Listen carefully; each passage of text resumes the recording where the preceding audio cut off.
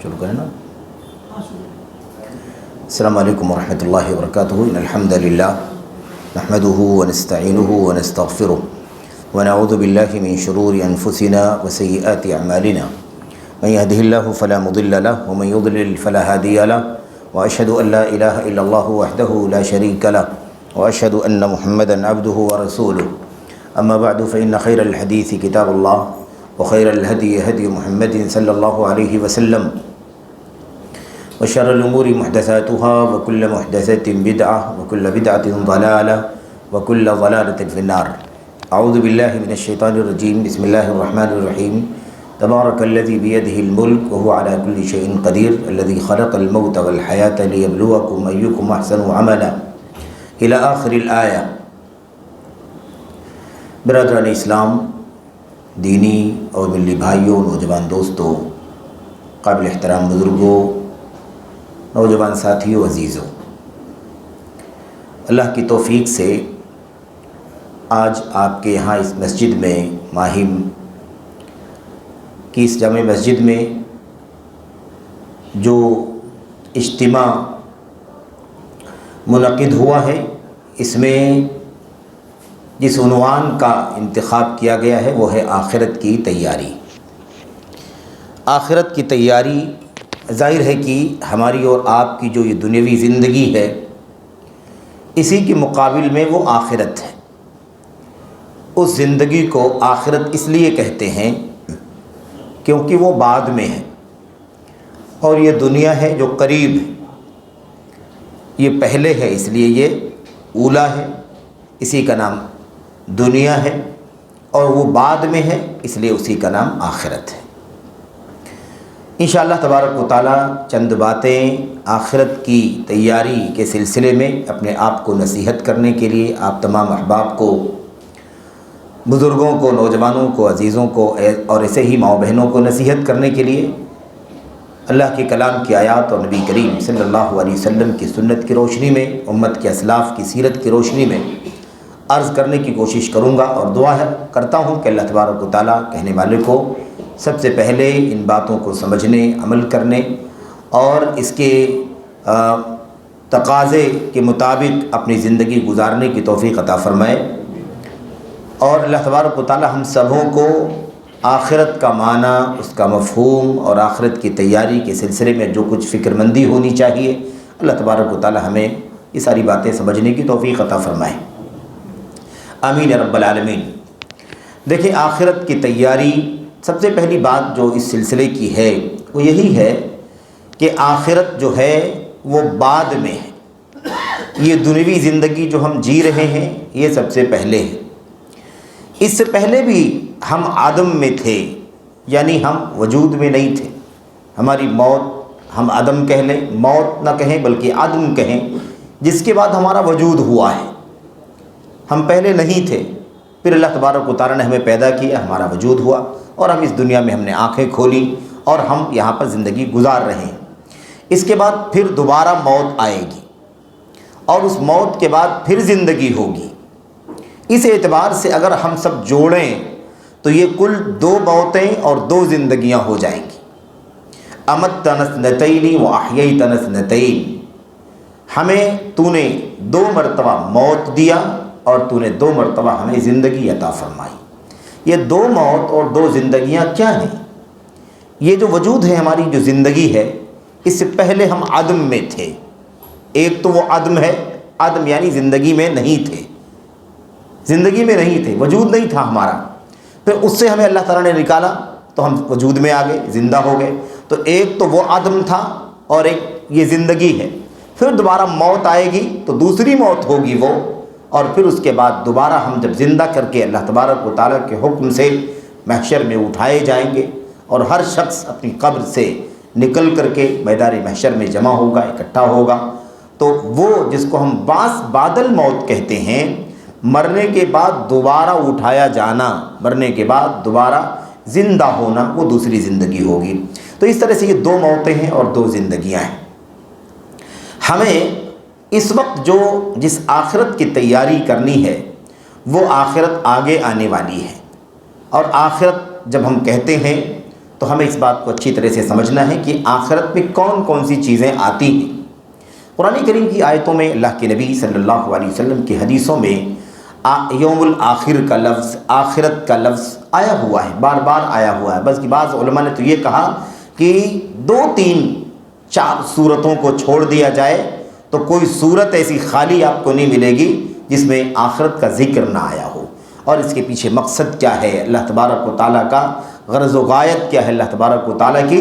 وہ یہی ہے کہ آدمی جیسے بھی زندگی گزارتا ہے، سکھ کے گزارے، دکھ کے گزارے، امن و عافیت کے گزارے، مشقتوں سے بھری ہوئی زندگی گزارے، کیسے بھی زندگی گزارے، بہرحال اسے ہمیشہ یہ یاد رکھنے کی ضرورت ہے کہ یہ دائمی زندگی نہیں ہے، یہ ابدی سرمدی زندگی نہیں ہے، پائیدار زندگی نہیں ہے، اور یہ دراصل ایک مرور ہے، یعنی ہم گزرگاہ سے گزر رہے ہیں، ایک مرور ہے، گزرنا ہے، اور اس کے بعد ہم اصل منزل کی طرف پہنچ جائیں گے، وہ اصل ہے، اسی کو ہم آخرت کہتے ہیں۔ قرآن کریم کے اندر اللہ تبارک و تعالیٰ نے فرمایا کہ آخرت یہ حیوان ہے۔ حیوان کا مطلب کیا ہوتا ہے؟ حیوان کا لفظ یہ حیات سے بنا ہوا، جس کے معنی زندگی کے ہوتے ہیں، اور حیوان کا مطلب ہوتا ہے کہ اصل زندگی آخرت کی زندگی، اصل زندگی آخرت کی زندگی ہے، کیونکہ اس کے اندر پائیداری ہے، اس کے اندر ہمیشگی ہے، دوام ہے، جو جس حالت میں ہوگا، خواہ اللہ تبارک و تعالیٰ کی جنت اور اللہ تعالیٰ کی مغفرت اور رضوان سے ہمکنار ہو کر کی زندگی گزارے، یا اللہ تبارک و تعالیٰ کے غیظ و غضب، اللہ کی گرفت اور جہنم کی آگ میں ڈال دیا جائے، دونوں صورتوں میں جس حال میں بھی وہ رہے گا، بہرحال وہ ہمیشگی کی زندگی ہوگی۔ خلود لا موت، خلود لا موت، ہمیشہ ہمیش رہنا ہے، اب تمہاری موت آنے والی نہیں ہے۔ تو یہ 2 زندگیاں ہیں، 2 موتیں ہیں، اس کے بعد نہ موت آنے والی نہیں ہے، جو زندگی ہے وہ ہمیشہ ہمیش کی زندگی ہے۔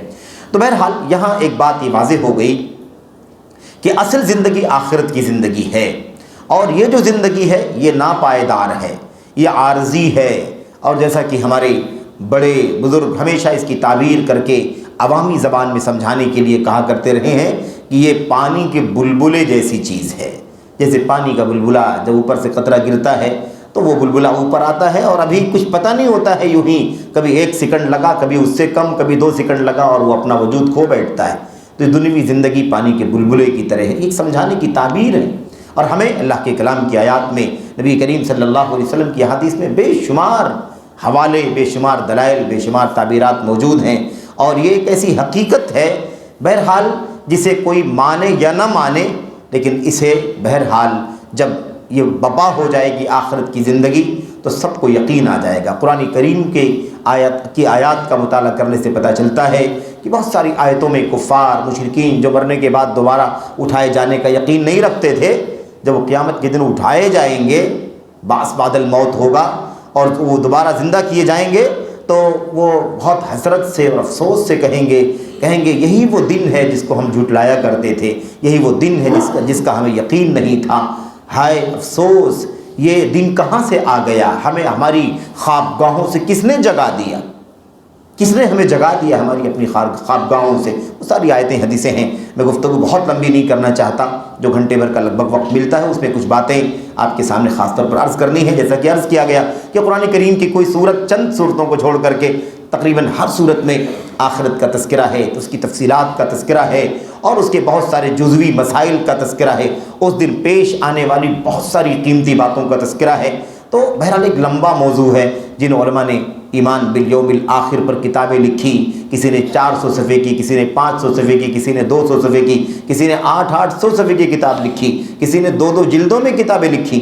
تو آپ سوچئے کہ ایمان بالیوم الآخر یہ ایمان کے 6 ارکان میں سے ایک بہت بنیادی رکن ہے، اور اس کی اہمیت کو سمجھنے کے لیے آپ اس بات کو سمجھیں کہ ایک تو قرآن کریم کی آیات میں، اللہ کے نبی کی حدیثوں میں 6 ارکان کا ذکر تو آیا ہوا ہے، لیکن کثرت سے اگر ہم آیتوں کو دیکھیں تو 2 ارکان کا خصوصی ذکر آپ کو ملے گا، اللہ کے کلام کی آیتوں میں بھی، اور ایسے ہی نبی کریم صلی اللہ علیہ وسلم کی حدیثوں میں بھی۔ وہ کیا ہے؟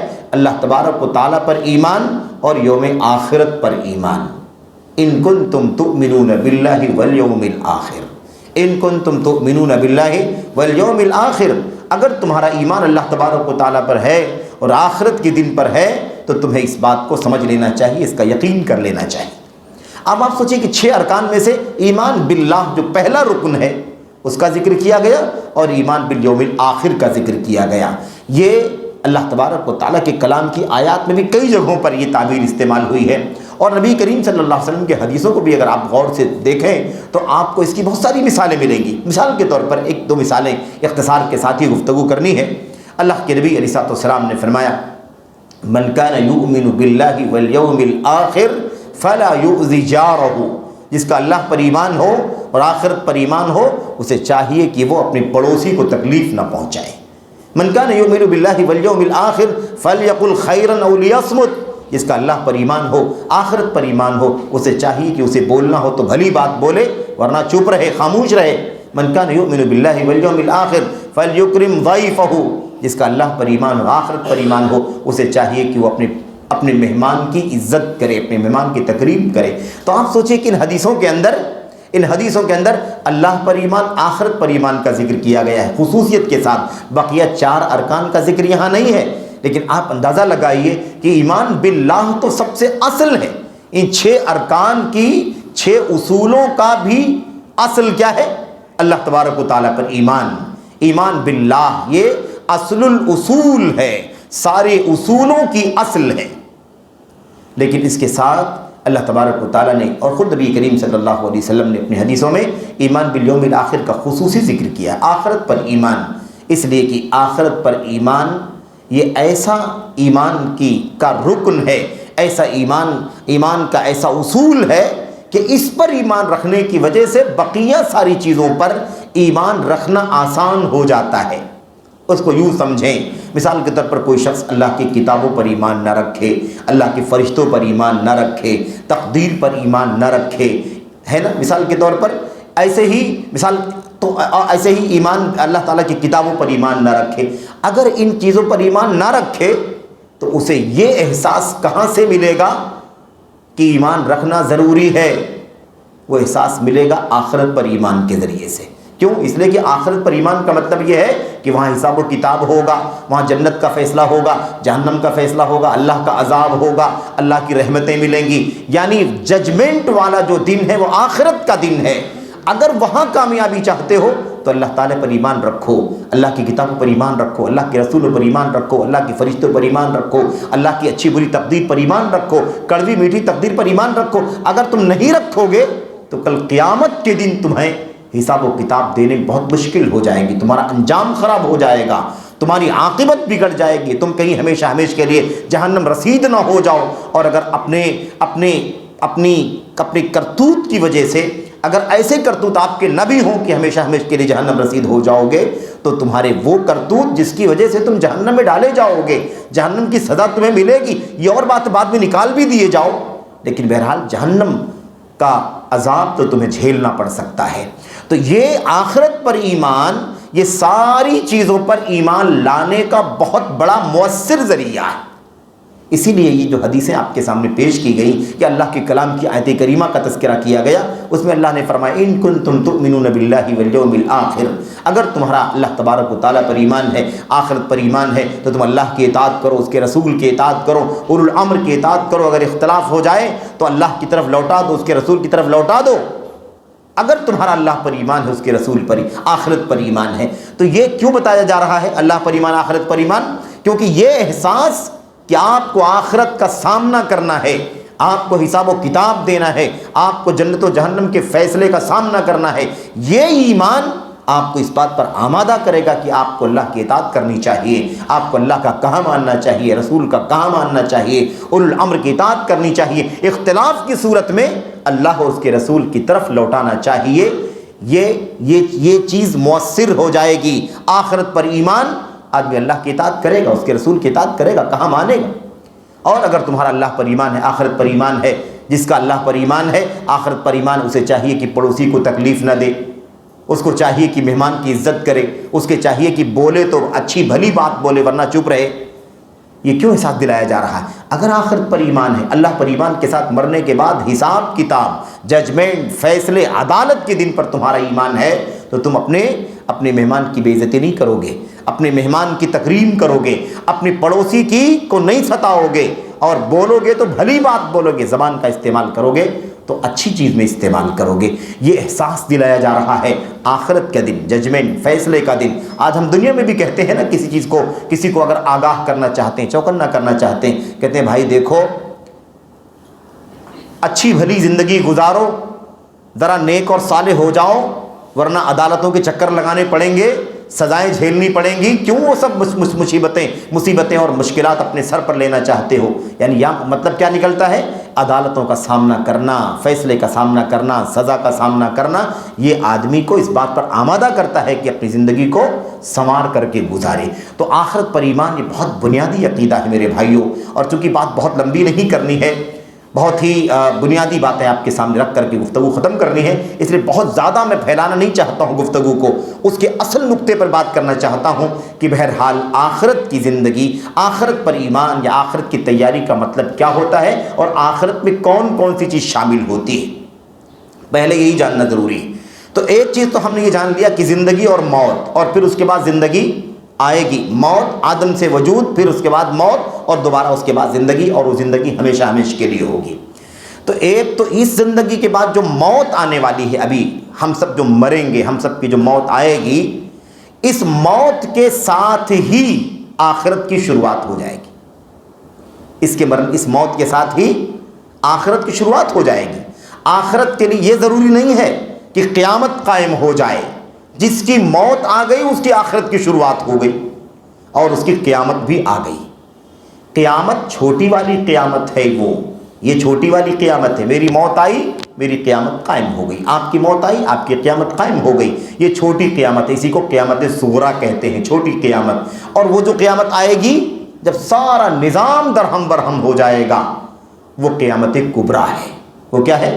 قیامت کبریٰ ہے، بڑی والی قیامت، یعنی اس وقت سارے موجودات تہس نہس ہو جائیں گے۔ پھر اس کا سارا نقشہ جو اللہ تبارک و تعالیٰ نے قرآن کریم کے اندر کھینچا ہے، ان زلزلۃ الساعۃ شیء عظیم، قیامت کا زلزلہ بہت بڑی چیز ہے، بہت خطرناک چیز ہے، اور پھر اس کے بعد اس کا منظر اللہ تبارک و تعالیٰ نے بیان فرمایا۔ خیر، تو کہنے کا مطلب یہ ہے کہ ہماری جو موت آئے گی، اس موت کے ساتھ ہی ہماری آخرت کی شروعات ہو جائے گی۔ اب جو اس موت کے بعد سے لے کر کے اس بڑی والی قیامت میں اٹھائے جانے سے پہلے کا بیچ والا جو پیریڈ ہے، اس کا نام برزخ ہے۔ اس کا نام کیا ہے؟ برزخ ہے۔ کیوں؟ اس لیے کہ وہ اس موت کے بعد اور اگلی زندگی کے بعد، اگلی زندگی، اس موت کے بعد اور اگلی زندگی پانے کے بیچ والا جو وقفہ ہے، یہ آڑ ہے۔ اس موت اور اس زندگی کے بیچ میں آڑ ہے، دیوار ہے یہ، اسی لیے اس کو برزخ کہتے ہیں۔ برزخ کا مطلب ہوتا ہے آڑ، حائل، روڑا، رکاوٹ، دیوار، فاصلہ، یہ معنی ہے برزخ کا۔ تو بہرحال اللہ تبارک و تعالیٰ نے فرمایا وَمِن وَرَائِهِمْ بَرْزَخٌ إِلَى يَوْمِ يُبْعَثُونَ، وَمِن وَرَائِهِمْ بَرْزَخٌ إِلَى يَوْمِ يُبْعَثُونَ، ان لوگوں کے پیچھے برزخ ہے یہاں تک کہ وہ قیامت کے دن دوبارہ مر کر کے نئی زندگی میں اٹھائے جائیں گے۔ تو اس موت کے اور اگلی زندگی کے بیچ کا جو پیریڈ ہے، اسی کا نام برزخ ہے۔ لیکن آخرت کی شروعات موت کے ساتھ ہی، آخرت کے ساتھ موت کی شروعات موت کے ساتھ ہی آخرت کی شروعات ہو چکی ہے۔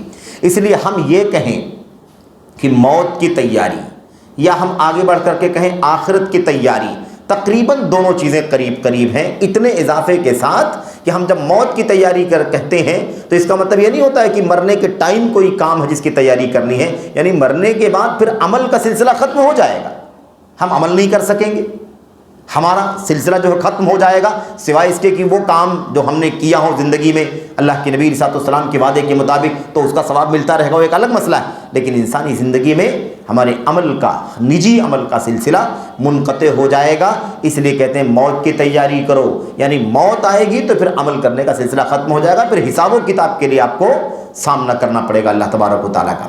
تو بہرحال اب آخرت میں کیا کیا آتا ہے؟ سب سے پہلی چیز آخرت میں ہے مرنے کے بعد دوبارہ اٹھایا جانا۔ ایک تو موت کے ساتھ ہی آخرت شروع ہو گئی، مرنے کے بعد دوبارہ اٹھایا جانا۔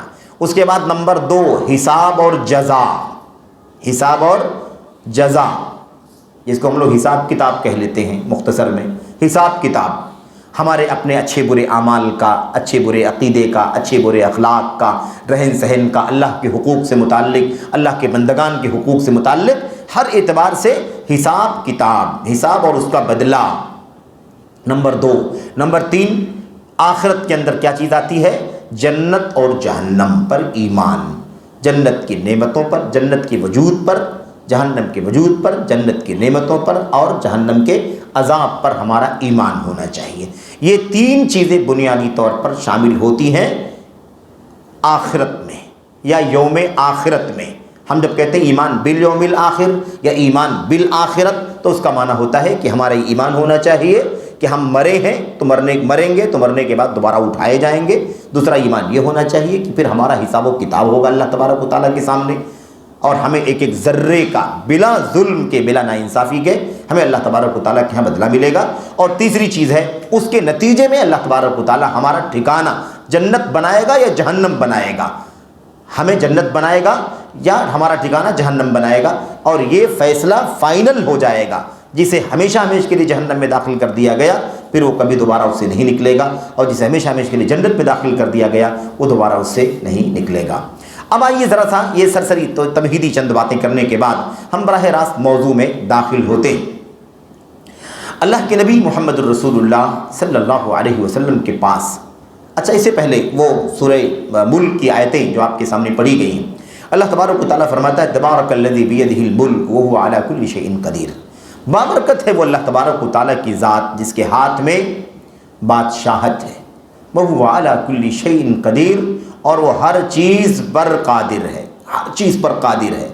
اللہ تعالیٰ کی قدرت سے کوئی چیز باہر نہیں ہے. کوئی چیز باہر ہے؟ کوئی چیز باہر نہیں ہے. اللہ تعالیٰ کی قدرت ہر چیز پر ہے، اللہ تعالیٰ ہر چیز پر قادر ہے. یہ ہمارا ایمان ہونا چاہیے، ورنہ ہم بے ایمان مانے جائیں گے. اور اللہ تبارک و تعالیٰ کے اسماء و صفات پر جو ایمانیات کا ایک سب سے بنیادی حصوں میں سے ایک حصہ ہے، ہم اس پر ایمان لانے والے نہیں قرار پائیں گے. اس لیے ہمارا ایمان ہونا چاہیے اللہ تبارک و تعالیٰ ہر چیز پر قادر ہے. اور کبھی آپ اس دھوکے میں نہ آئیے گا، یا کوئی ہمارا بھائی، کوئی عزیز، خاص طور پر نوجوان نہ آئے جو وسوسہ، جو شبہہ اور ٹیلی ویژن کے ذریعے سے میڈیا کے دوش پر یہ پھیل گیا کہ اللہ تبارک و تعالیٰ بہت ساری چیزوں پر قادر نہیں ہے. بہت ساری چیزوں پر اللہ تبارک و تعالیٰ قادر نہیں ہے کہ نہیں؟ پتہ ہے آپ لوگوں کو یہ بہت بڑے پلیٹ فارم سے یہ بات کہی گئی تھی کہ اللہ تبارک و تعالیٰ ہر چیز پر قادر نہیں ہے. میں ایسی سینکڑوں چیزیں گنا سکتا ہوں جس پر اللہ تبارک و تعالیٰ قادر نہیں ہے. ایسے کہہ کر کے میڈیا پر اور ٹی وی چینل کے ذریعے سے پوری دنیا میں یہ شبہ پھیلا دیا گیا، خاص طور پر وہ طبقہ جو نوعمر ہے، نوجوان ہے، بہت زیادہ گہری معلومات نہیں رکھتا ہے، اس کو شبہ. اب یہ کہا گیا کہ بھائی اچھا آپ ایسی ہزاروں چیز، سینکڑوں چیز گنا سکتے ہیں جس پر اللہ تعالیٰ قادر نہیں ہے، تو فار ایگزامپل کیا ہے وہ جس پر اللہ تعالیٰ قادر نہیں ہے؟ تو کہا جیسے اللہ تبارک و تعالیٰ زنا کرنے پر قادر نہیں، اللہ تعالیٰ چوری کرنے پر قادر نہیں، اللہ تبارک و تعالیٰ مثال کے طور پر شراب پینے پر قادر نہیں، نعوذ باللہ. اس طرح کی باتیں اب اتنی یہ تو سارے انسانوں کے گناہ ہیں، یہ مخلوقات کے جرائم ہیں، مخلوقات کے گناہ ہیں. اس میں قدرت کی کون سی بات ہے؟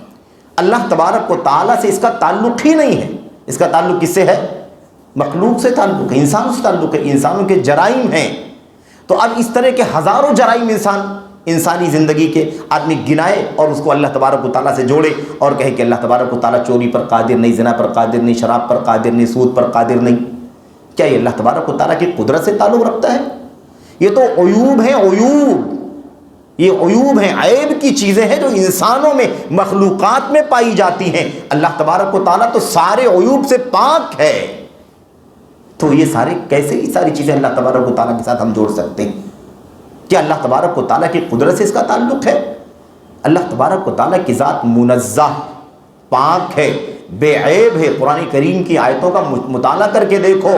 اللہ تبارک و تعالیٰ نے سبح، یسبح، سبح، سبحانہ، ماضی، مضارع، امر، مصدر، ہر اعتبار سے اپنی پاکیزگی کو بیان کیا ہے، اپنی مبرہ، منزہ ہونے کو بیان کیا ہے. اللہ کی ذات پاک ہے، اللہ کی ذات ہر طرح کے عیب سے پاک ہے، بے عیب ہے اللہ تبارک و تعالیٰ کی ذات. میرے بھائیوں، کسی نے کہہ دیا اللہ کا بیٹا ہے. اللہ تعالیٰ نے کیا فرمایا؟ کیا فرمایا اللہ تبارک و تعالیٰ نے؟ اور یہ بات لمبی ہو جاتی ہے. سورہ مریم میں اللہ تبارک و تعالیٰ نے فرمایا تکاد السماوات یتفطرن، ہے کہ نہیں؟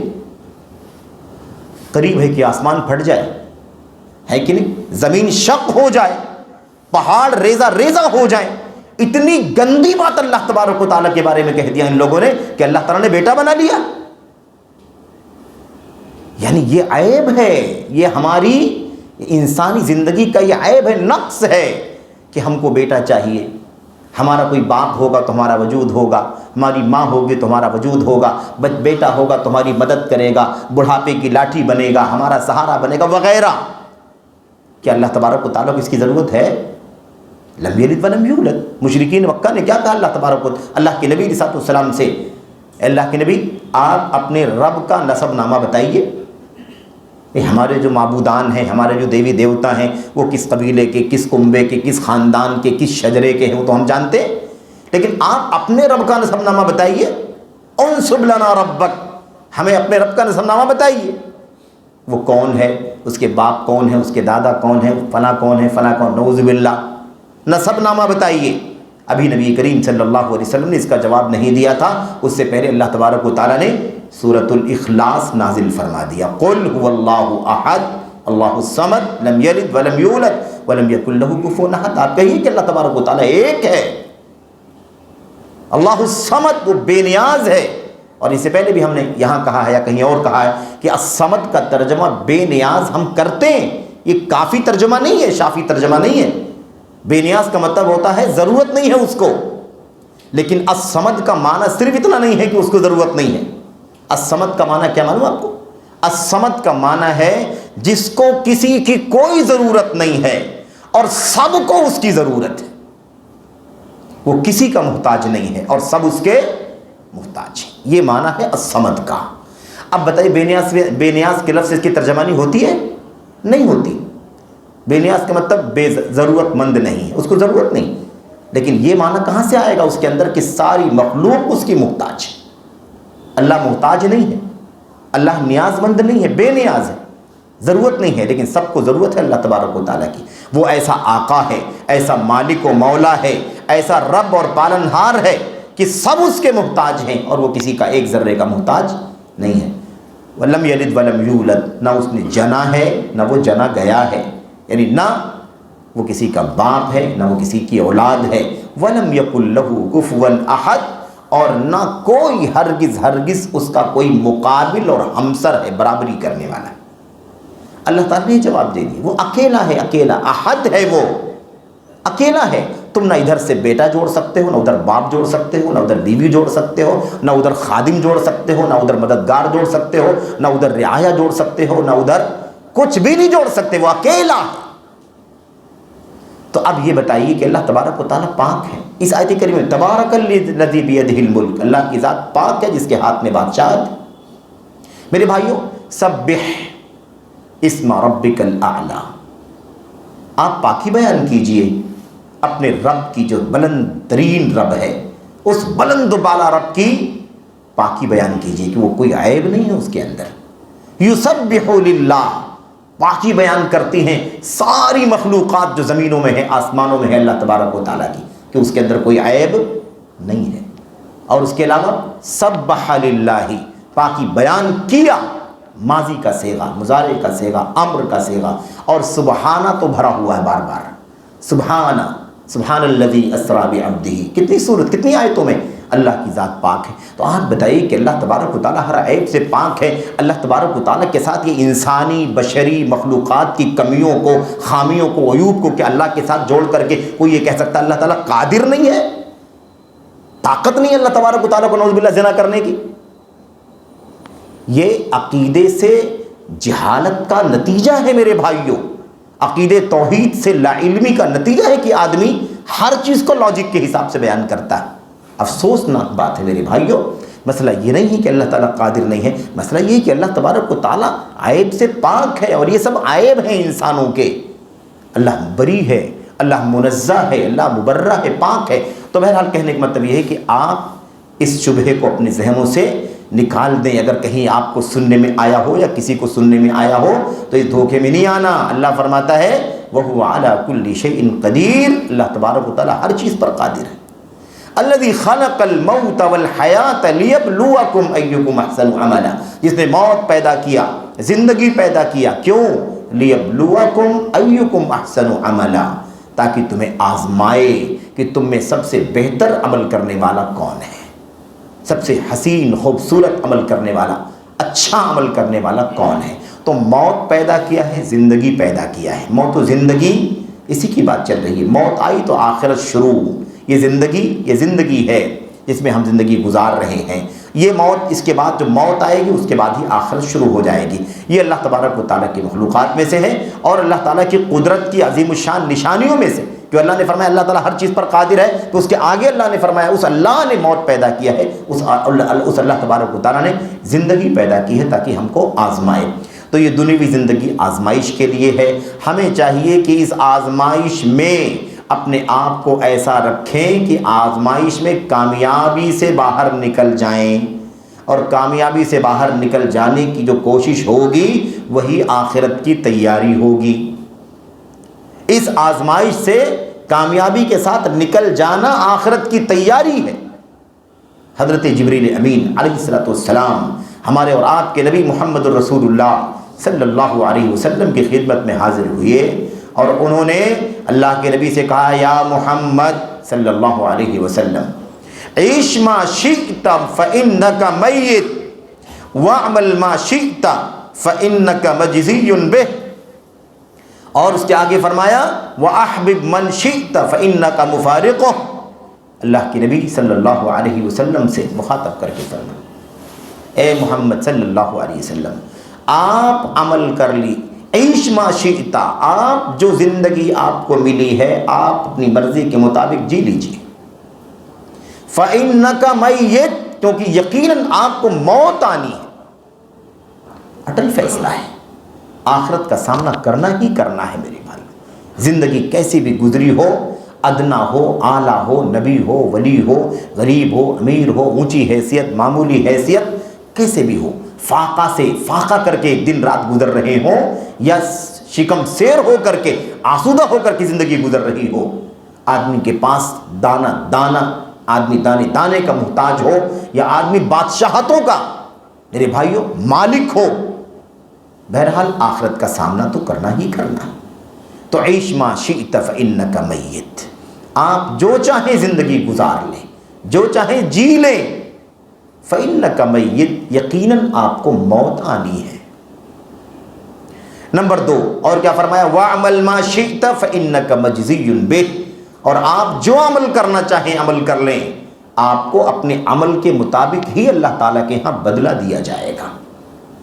آخرت آ رہی کہ نہیں آ رہی ہے؟ زندگی کا ذکر آ رہا ہے، موت کا ذکر آ رہا ہے، عمل کر لیجئے کیونکہ آپ کو بدلہ دیا جانے والا ہے آخرت میں، بدلہ دیا جانے والا ہے آخرت میں۔ یہ تو عمل کی زندگی ہے، یہ زندگی عمل کا موقع ہے، عمل کا پیریڈ ہے، ابھی کوئی حساب و کتاب، کوئی بدلہ جنت جہنم نہیں ملنا ہمیں اور آپ کو، یہ عمل کی زندگی ہے، دار العمل اسی لیے اس کو کہتے ہیں۔ لیکن جب موت آ جائے گی تو عمل کرنے کی پھر پرمیشن نہیں رہ جائے گی، پھر تو حساب و کتاب کا مسئلہ ہوگا۔ اور آپ جانتے ہیں ہمارا ایمان ہے کہ برزخ ہی سے آخرت کی شروعات ہو جاتی ہے، اس لیے قبر کے اندر عذاب ہوگا، قبر کے اندر نعمتیں ملیں گی، یہ ہمارا ایمان ہے اہل سنت والجماعت کا۔ ٹھیک ہے، معتزلہ اور چند عقل پرستوں نے، عقلانیوں نے اس کا انکار کیا ہے، وہ نہیں مانتے، لیکن یہ متفقہ عقیدہ ہے کہ قبر کے اندر عذاب بھی ہوگا جو عذاب کے مستحق ہوں گے، اور قبر کے اندر نعمتیں بھی ملیں گی جو نعمتوں کے مستحق ہوں گے۔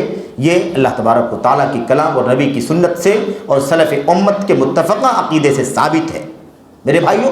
تو بات یہ کہنی تھی کہ آخرت کے حوالے سے یہ بات حضرت جبریل امین علیہ السلام نے ہمارے اور آپ کے نبی صلی اللہ علیہ وسلم سے کہی کہ آپ جتنا جینا چاہیں جی لیں، موت آنی ہے، عمل جو کرنا چاہیں کر لیں، آپ کو حساب و کتاب دینا ہے۔ وَأَحْبِبْ مَنْ شِئْتَ فَإِنَّكَ مُفَارِقُهُ، اور جس کو چاہے اپنا دوست بنا لیں، جس سے چاہے محبت کریں، فَإِنَّكَ مُفَارِقُهُ، بہرحال ایک دن ایسا آنے والا ہے جس دن آپ اپنے اس محبوب سے جدا ہو جائیں گے، اس محبوب سے جدا ہو جائیں گے، آپ اور اس پہ جدائی ہو جائے گی۔ ظاہر سی بات ہے، موت تو جدا کر دیتی ہے نا آدمی کو، موت انسان کو جدا کر دیتی ہے۔ پھر اگر ایمان والے ہیں تو قیامت کے دن انشاءاللہ تبارک و تعالیٰ وہ دوستی پھر سے لوٹ آئے گی۔ اور یاد رکھیں، اسی ایمان اور تقوی والی دوستی جو ہے نا، یہی کل قیامت کے دن باقی رہے گی، ورنہ سب ایک دوسرے کے دشمن بن جائیں گے۔ الاخلاء یومئذ بعضهم لبعض عدو الا المتقین، قیامت کے دن یہ جگری دوست سب ایک دوسرے کے دشمن بن جائیں گے سوائے متقیوں کے، سوائے ایمان والوں کے۔ ایمان والے جو ہوں گے کل قیامت کے دن اللہ تبارک و تعالیٰ ان کو بھی اکٹھا کر دے گا، ان کے اعزاء اقارب کو، بیوی بچوں کو، اور ایسے ہی دوست احباب کو بھی ایمان اور تقوی کی بنیاد پر اللہ تبارک و تعالیٰ اکٹھا فرمائے گا۔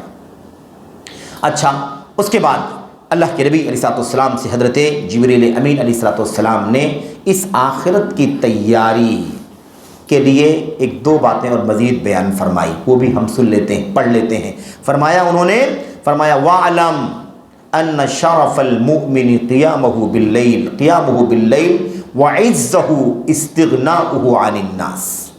بہت پیاری وصیت، بہت پیاری نصیحت رب ذوالجلال کی طرف سے حضرت جبریل امین علیہ السلام نے نبی محترم کو پہنچائیں، اور یہ نصیحتیں ہم امتیوں کے لیے بھی بڑی عظیم الشان ہیں۔ دو باتیں کیا بیان فرمائی؟ اور آپ اچھی طرح سے جان لیں اے محمد صلی اللہ علیہ وسلم، آپ اچھی طرح سے جان لیں شرف المؤمن قیامہ باللیل، مومن کا شرف، مومن کی شان قیام اللیل کرنے میں ہے۔ مومن کا شرف کہاں ہے؟ رات میں قیام کرنے میں ہے۔ ہم اگر فرائض کی پابندی کریں گے تب تو یہ بات کسی معنی کی بنے گی، لیکن اگر فرائض ہی میں کوتاہیاں کریں گے تو قیام اللیل کا کیا معنی رہ جائے گا؟ یہ شرف یعنی کیا مطلب؟ مزید بلندی، مزید شان، مزید عظمت کا ذریعہ کیا ہے کہ ہم فرائض کی پابندی کے ساتھ ساتھ کیا کریں؟ راتوں کو قیام اللیل کریں۔ اور آپ کو یاد ہوگا حضرت عبداللہ ابن عمر رضی اللہ تعالیٰ عنہ جیسے جلیل القدر صحابی اور مکثرین میں سے چوٹی کے امام اور عالم اور زاہد اور سب سے زیادہ پختگی سے سنت پر عمل کرنے کا جذبہ رکھنے والے عبداللہ بن عمر رضی اللہ تعالیٰ عنہ کو اللہ کے نبی علیہ السلام نے مخاطب کر کے کیا فرمایا تھا؟ اللہ کے نبی علیہ السلام نے فرمایا تھا نعم الرجل عبداللہ لو کان یصلی من اللیل، عبداللہ بہت اچھے آدمی ہیں، کاش رات کو قیام بھی کرتے۔ اگر یہ راتوں کو قیام کرتے تو واقعی عبداللہ بن عمر بہت اچھے آدمی، کیا خوب ہیں عبداللہ بن عمر اگر یہ راتوں کو قیام بھی کرتے۔ یعنی ترغیب دینے کا یہ ذریعہ، ترغیب دینے کا، شوق دلانے کا ایک طریقہ نبی کریم صلی اللہ علیہ وسلم نے یہ انداز اپنایا۔ یعنی اتنی خوبیوں کے باوجود بھی اللہ کے نبی نے ایک نقطہ بتلایا کہ قیام اللیل کی کوتاہی نہیں ہونی چاہیے، تو شرف ہے مومن کا۔ اور اخیر میں اللہ کے نبی نے کیا فرمایا؟ اللہ جبریل امین نے کیا فرمایا؟ وَعِزَّهُ اسْتِغْنَاؤُهُ عَنِ النَّاسِ، اور مومن کی عزت، خودداری جس کو ہم لوگ کہتے ہیں، خودداری، مزاج میں اونچا پن کہ آدمی کسی کے سامنے ہاتھ نہیں پھیلاتا ہے، آدمی کسی سے سوال نہیں کرتا، آدمی کسی سے مانگتا نہیں۔ کتنے لوگ ایسے ہوتے ہیں جو معمولی سی چیز بھی ہوتی ہے تو فوراً اس کے سامنے ہاتھ پھیلاتے ہیں، بہت کچھ ہوتا ہے تب بھی ہاتھ پھیلاتے ہیں، کثرت زیادہ سے زیادہ حاصل کر لیں۔ اور کتنے ایسے ہوتے ہیں فاقے پر فاقے کرتے ہیں، لیکن ان کی عزت النفس، خودداری اس بات کو گوارا نہیں کرتی ہے کہ کسی کے سامنے ہاتھ پھیلا دیں، کسی کے سامنے زبان کھول دیں کہ بھائی آپ مدد کر دیجئے، میرے پاس کچھ نہیں ہے، رات میں میرے پاس کھانے کے لیے کچھ نہیں، آپ مجھے دے دیں یا کھلا دیں۔ ایک دن فاقہ، دو دن فاقہ کرنے کو برداشت کرتے ہیں، لیکن خودداری اتنی ہوتی ہے کہ کسی کے سامنے ہاتھ نہیں پھیلاتے ہیں۔ تو اللہ کے نبی علیہ السلام کو یہ نصیحت بھی فرمائی، کیا؟ وَعِزَّهُ اسْتِغْنَاؤُهُ عَنِ النَّاسِ، مومن کی خودداری یہ ہے کہ وہ انسانوں سے بے نیاز ہو جائے۔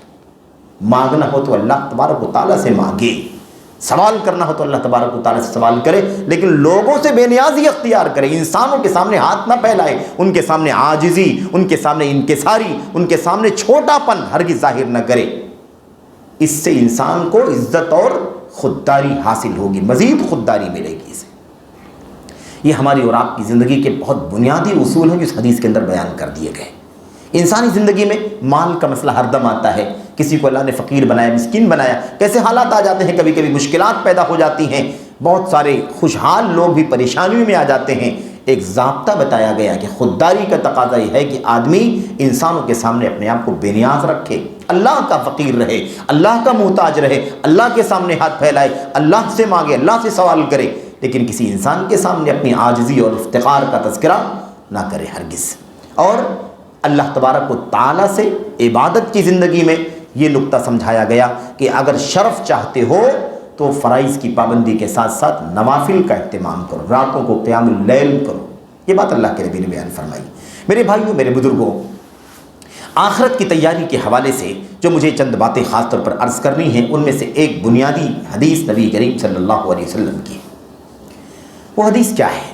انصاری صحابی نبی کریم صلی اللہ علیہ وسلم کی خدمت میں حاضر ہوئے اور انہوں نے کہا اللہ کے نبی صلی اللہ علیہ وسلم، اور میں سمجھتا ہوں میرے بھائیوں کہ آخرت کی تیاری، موت کے لیے تیاری اور آخرت کی تیاری کے لیے یہ سب سے عظیم الشان حدیث ہے جو ہمارے سامنے اللہ کے نبی کی آتی۔ امام ابن ماجہ رحمۃ اللہ علیہ نے غالباً روایت کیا ہے صحیح سند کے ساتھ، حضرت رسول کریم صلی اللہ علیہ وسلم کے پاس ایک انصاری صحابی آئے، انہوں نے آ کر کے اللہ کے نبی سے کہا، اے اللہ کے نبی صلی اللہ علیہ وسلم، من افضل الناس یا من افضل المؤمنین، ای الناس افضل، ای المؤمنین افضل۔ اے اللہ کے نبی، یہ سوال ہے کہ مومنوں میں سب سے زیادہ فضیلت والا افضل مومن کون ہے؟ اور آپ جانتے ہیں کہ اس طرح کے سوالات اللہ کے نبی سے بہت بار کیے گئے اور آپ نے ہر مرتبہ الگ الگ جواب دیا، الگ الگ ماحول کے مطابق آپ علیہ السلام نے جواب دیا، کیونکہ آپ حکیم تھے، آپ مخاطب کو سمجھتے تھے، مخاطب کے ظروف کو سمجھتے تھے، واقعے کو سمجھتے تھے، اس میں کون سی کمیاں ہیں، اس کا تقاضا کیا ہے، اس کو سامنے رکھ کر کے آپ جواب دیا کرتے تھے۔ اس حدیث کے اندر جب یہ سوال کیا انصاری صحابی نے، ای المؤمنین افضل، سب سے زیادہ فضیلت والا مومن کون ہے؟ تو اللہ کے نبی علیہ السلام نے فرمایا، احسنہم خلقا، سب سے افضل مومن کون ہے؟ اس کا جواب ہے سب سے اچھے اخلاق والا مومن۔ سب سے افضل مومن کون ہے؟ جو سب سے اچھے اخلاق والا ہے۔ تو اخلاق کا مقام آپ دیکھ رہے ہیں نا۔ اور اللہ کے نبی علیہ السلام نے بات بیان فرمائی تھی کہ قیامت کے دن میدان محشر میں جب سب لوگ اپنے اپنے اعمال اور اس کے وزن یا اس کے نام عمل کے وزن اور اس کے ہلکے پن کے بارے میں فکر مند ہوں گے، اس وقت حسن اخلاق انسان کے میزان عدل میں، میزان عمل میں بہت بھاری نیکی بن کر کے آئے گا۔ ہم لوگوں نے حسن اخلاق کو بہت معمولی سمجھ رکھا ہے، اچھے اخلاق کا مقام بڑا اونچا ہے۔ اللہ کے نبی صلی اللہ علیہ وسلم نے فرمایا، احسنہم خلقا، سب سے اچھے اخلاق والا جو مومن ہے وہ سب سے افضل مومن ہے۔ انصاری صحابی نے رضی اللہ تعالیٰ عنہ نے دوبارہ سوال کیا، فَأَيُّ الْمُؤْمِنِينَ أَكْيَسْ، اللہ کے نبی صلی اللہ علیہ وسلم، تو آپ یہ بتائیے کہ لوگوں میں، مومنوں میں سب سے زیادہ ذہین، سب سے زیادہ عقل مند کون ہے؟ سب سے عقل مند مومن کون ہے؟ سب سے زیادہ جینیس، سب سے زیادہ ٹیلنٹ جس کو ہم کہتے ہیں نا، سب سے زیادہ عقل مند ذہین فتین مومن کون ہے؟ اس کے جواب میں اللہ کے نبی نے کیا فرمایا تھا؟ جو جواب تھا وہی آج کا موضوع ہے۔ آج کا جو موضوع ہے موت کی تیاری، آخرت کی تیاری، یہی جواب تھا نبی کریم صلی اللہ علیہ وسلم کا۔ اس سوال کے جواب میں آپ نے فرمایا تھا کہ مومنوں میں سب سے عقل مند مومن کون ہے؟ آج ہمارے یہاں بہت سارے الگ الگ پیمانے ہیں، سب سے زیادہ عقل مند کون ہے، سب سے زیادہ جینیس کون ہے، سب سے زیادہ ہے نا سوجھ بوجھ والا سمجھدار کون ہے، الگ الگ پیمانے۔ جو ایسا کر لے وہ بڑا عقل مند ہے، جو ایسا کرنے میں کامیاب ہو جائے وہ عقل مند ہے، جو ایسا کر لے، سارے پیمانے اسی دنیاوی مشغولیات کے گرد گھومتے رہتے ہیں۔ مال ہے، دولت ہے، سیاست ہے کہ نہیں، منصب ہیں، عہدے ہیں، بیلنس ہے، پراپرٹیاں ہیں، جائیداد ہیں، گاڑیاں ہیں، ہم اسی کے بیچ گھومتے رہتے ہیں۔ ہم جب انسان ہیں، کمزور ہیں، ہماری سوچ یہیں تک رہتی ہے۔ نبی کریم صلی اللہ علیہ وسلم نے اسی لیے ہم مومنوں کے بارے میں فرمایا کہ ایمان والے تو ہو، لیکن سب سے زیادہ ذہین، فتین، عقل مند، سوجھ بوجھ رکھنے والا مومن کون ہے؟ آپ نے فرمایا، اکثرہم للموت ذکرا واکثرہم لما بعدہ استعدادا، دو جملوں میں، اور اس کے بعد اخیر میں اللہ کے نبی نے پھر آپ نے تاکید کرتے ہوئے تیسرا جملہ بھی ارشاد فرمایا۔ دو باتیں اللہ کے نبی نے فرمایا، سب سے زیادہ عقل مند مومن وہ ہے جو سب سے زیادہ موت کو یاد کرنے والا ہے۔ ہم نے عرض کیا تھا کہ موت جو ہے نا، یہیں سے آخرت کی شروعات ہو جاتی ہے۔ جب ابھی ہم زندہ ہیں تو آخرت میں نہیں ہیں، ابھی ہم زندگی میں، لیکن جیسے ہماری آنکھیں بند ہوئی، موت ہوئی، کہ پھر ہم کہاں چلے گئے؟ آخرت والے مرحلے میں چلے گئے۔ تو اکثرہم للموت ذکرا سب سے زیادہ جو مومن موت کو یاد کرتا ہے وہ سب سے زیادہ عقل مند مومن ہے۔ اور دوسری بات کیا فرمایا؟ وَأَكْثَرُهُمْ لِمَا بَعْدَهُ اسْتِعْدَادًا، اور موت کے بعد والی زندگی کے لیے جو سب سے زیادہ تیاری کرتا ہے وہ سب سے زیادہ عقل مند مومن ہے۔ یہ ہے اللہ کے نبی محمد الرسول اللہ صلی اللہ علیہ وسلم کی سنت میں، آپ کی حدیثوں میں عقل مند مومن کی پہچان، اور اس کا دو لفظوں میں خلاصہ ہے: موت کو سب سے زیادہ یاد کرنے والا، آخرت کے لیے سب سے زیادہ تیاری کرنے والا۔ یہی ہے سب سے زیادہ عقل مند مومن۔ اچھا، اللہ کے نبی علیہ الصلوۃ والسلام نے پھر تاکید کر کے فرمایا، سب کو پھر دوبارہ یاد بیدار کرنے کے لیے اور دوبارہ تاکید کرنے کے لیے، تازہ کرنے کے لیے آپ نے فرمایا اولئک الاکیاس، اولئک الاکیاس۔ اللہ کے نبی نے فرمایا سن لو، یہی لوگ سب سے عقل مند ہیں، یہی لوگ سب سے عقل مند ہیں، یاد رکھنا۔ اس طرح سے نبی کریم صلی اللہ علیہ وسلم نے تاکید فرما دی۔ کیوں؟ تاکہ ہم موت کو نہ بھول جائیں، آخرت کو نہ بھول جائیں۔ ہم اپنی دنیوی مصروفیات میں اس قدر ڈوب جاتے ہیں، بزی ہو جاتے ہیں کہ ہمیں کبھی کبھی یہ بھی یاد نہیں رہتا ہے کہ اس کے بعد مر بھی جانا ہے، موت بھی آ جائے گی۔ ہم بھول جاتے ہیں، فراموش کر دیتے ہیں۔ یہ ہماری زندگی کی حالت ہے میرے بھائیوں۔ تو ایک تو ہے دنیا دارانہ ذہنیت، وہ ایک الگ چیز ہے، لیکن ایمان والے جو دنیا دارانہ ذہنیت نہیں بھی رکھتے ہیں، وہ اپنی دنیوی زندگی میں کبھی اتنا زیادہ بزی ہو جاتے ہیں، مشغول ہو جاتے ہیں، کاروبار ہے، بزنس ہے، جاب ہے، دوڑ دھوپ ہے، مسائل ہیں، اس میں اتنا الجھ جاتا ہے کہ موت کو بھول جاتا ہے، آخرت کی تیاری کرنے کی سوچ اس کے دماغ سے نکل جاتی ہے۔ تو پھر یہ چیز انسان کے لیے بہت زیادہ خطرناک ہے۔ تو یہ پیمانہ ہے کہ اللہ کے نبی علیہ السلام نے فرمایا سب سے زیادہ عقل مند آدمی وہی ہے جو موت کو سب سے زیادہ یاد کرے اور موت کے بعد والی زندگی کے لیے سب سے زیادہ تیاری کرنے والا ہو۔ میرے بھائیوں، میرے بزرگوں، یہ حدیث میں پیغام دے رہی ہے کہ ہمیں عقل مند مومن بن کر کے رہنا ہے، تو موت کو یاد کرنا ہے کثرت سے۔ اسی لیے نبی کریم صلی اللہ علیہ وسلم، صحابہ کرام جو دنیا کا سب سے بہتر طبقہ ہے، دنیا کا سب سے کریم طبقہ ہے، نبی کریم صلی اللہ علیہ وسلم کی صحبت میں رہنے والے صحابہ کرام کا طبقہ، آپ ان صحابہ کرام کے بیچ میں جب تشریف لے گئے، کسی مجلس میں صحابہ کرام بیٹھے ہوئے تھے اور ان کی آپس میں بات چیت چل رہی تھی، اور باتیں کچھ ایسی چل رہی تھیں کہ سب ہنس رہے تھے، ہنسی کہے لگ رہے تھے، ہنسی میں ایک دوسرا مشغول تھا۔ کسی نے کوئی بات کہی، لوگ ہنس رہے ہیں، دوسرے نے کوئی بات کہی، لوگ ہنس رہے ہیں، یعنی مست و مگن ہے۔ کیسے کوئی مجلس ہوتی ہے، نجی مجلس ہے، تو آپس میں دوست احباب ہنستے ہیں اور ایک دوسرے کے ساتھ مل بیٹھ کر کے ایک دوسرے کی باتیں سن کر کے خوش ہوتے ہیں، ایک مست اور مگن ہونے کی مجلس۔ اسی بیچ میں اللہ کے نبی علیہ السلام تشریف لائے تو آپ نے دیکھا کہ لوگ بہت خوش ہیں، بہت ہنسی چل رہی ہے، تو آپ علیہ السلام نے فرمایا اکثروا ذکر ہاضم اللذات۔ ساتھیوں، ساری لذتوں کو، سارے مزے کو ختم کر دینے والی، سارے مزوں کو کاٹ کے رکھ دینے والی چیز کو یاد کرو، الموت، وہ موت ہے۔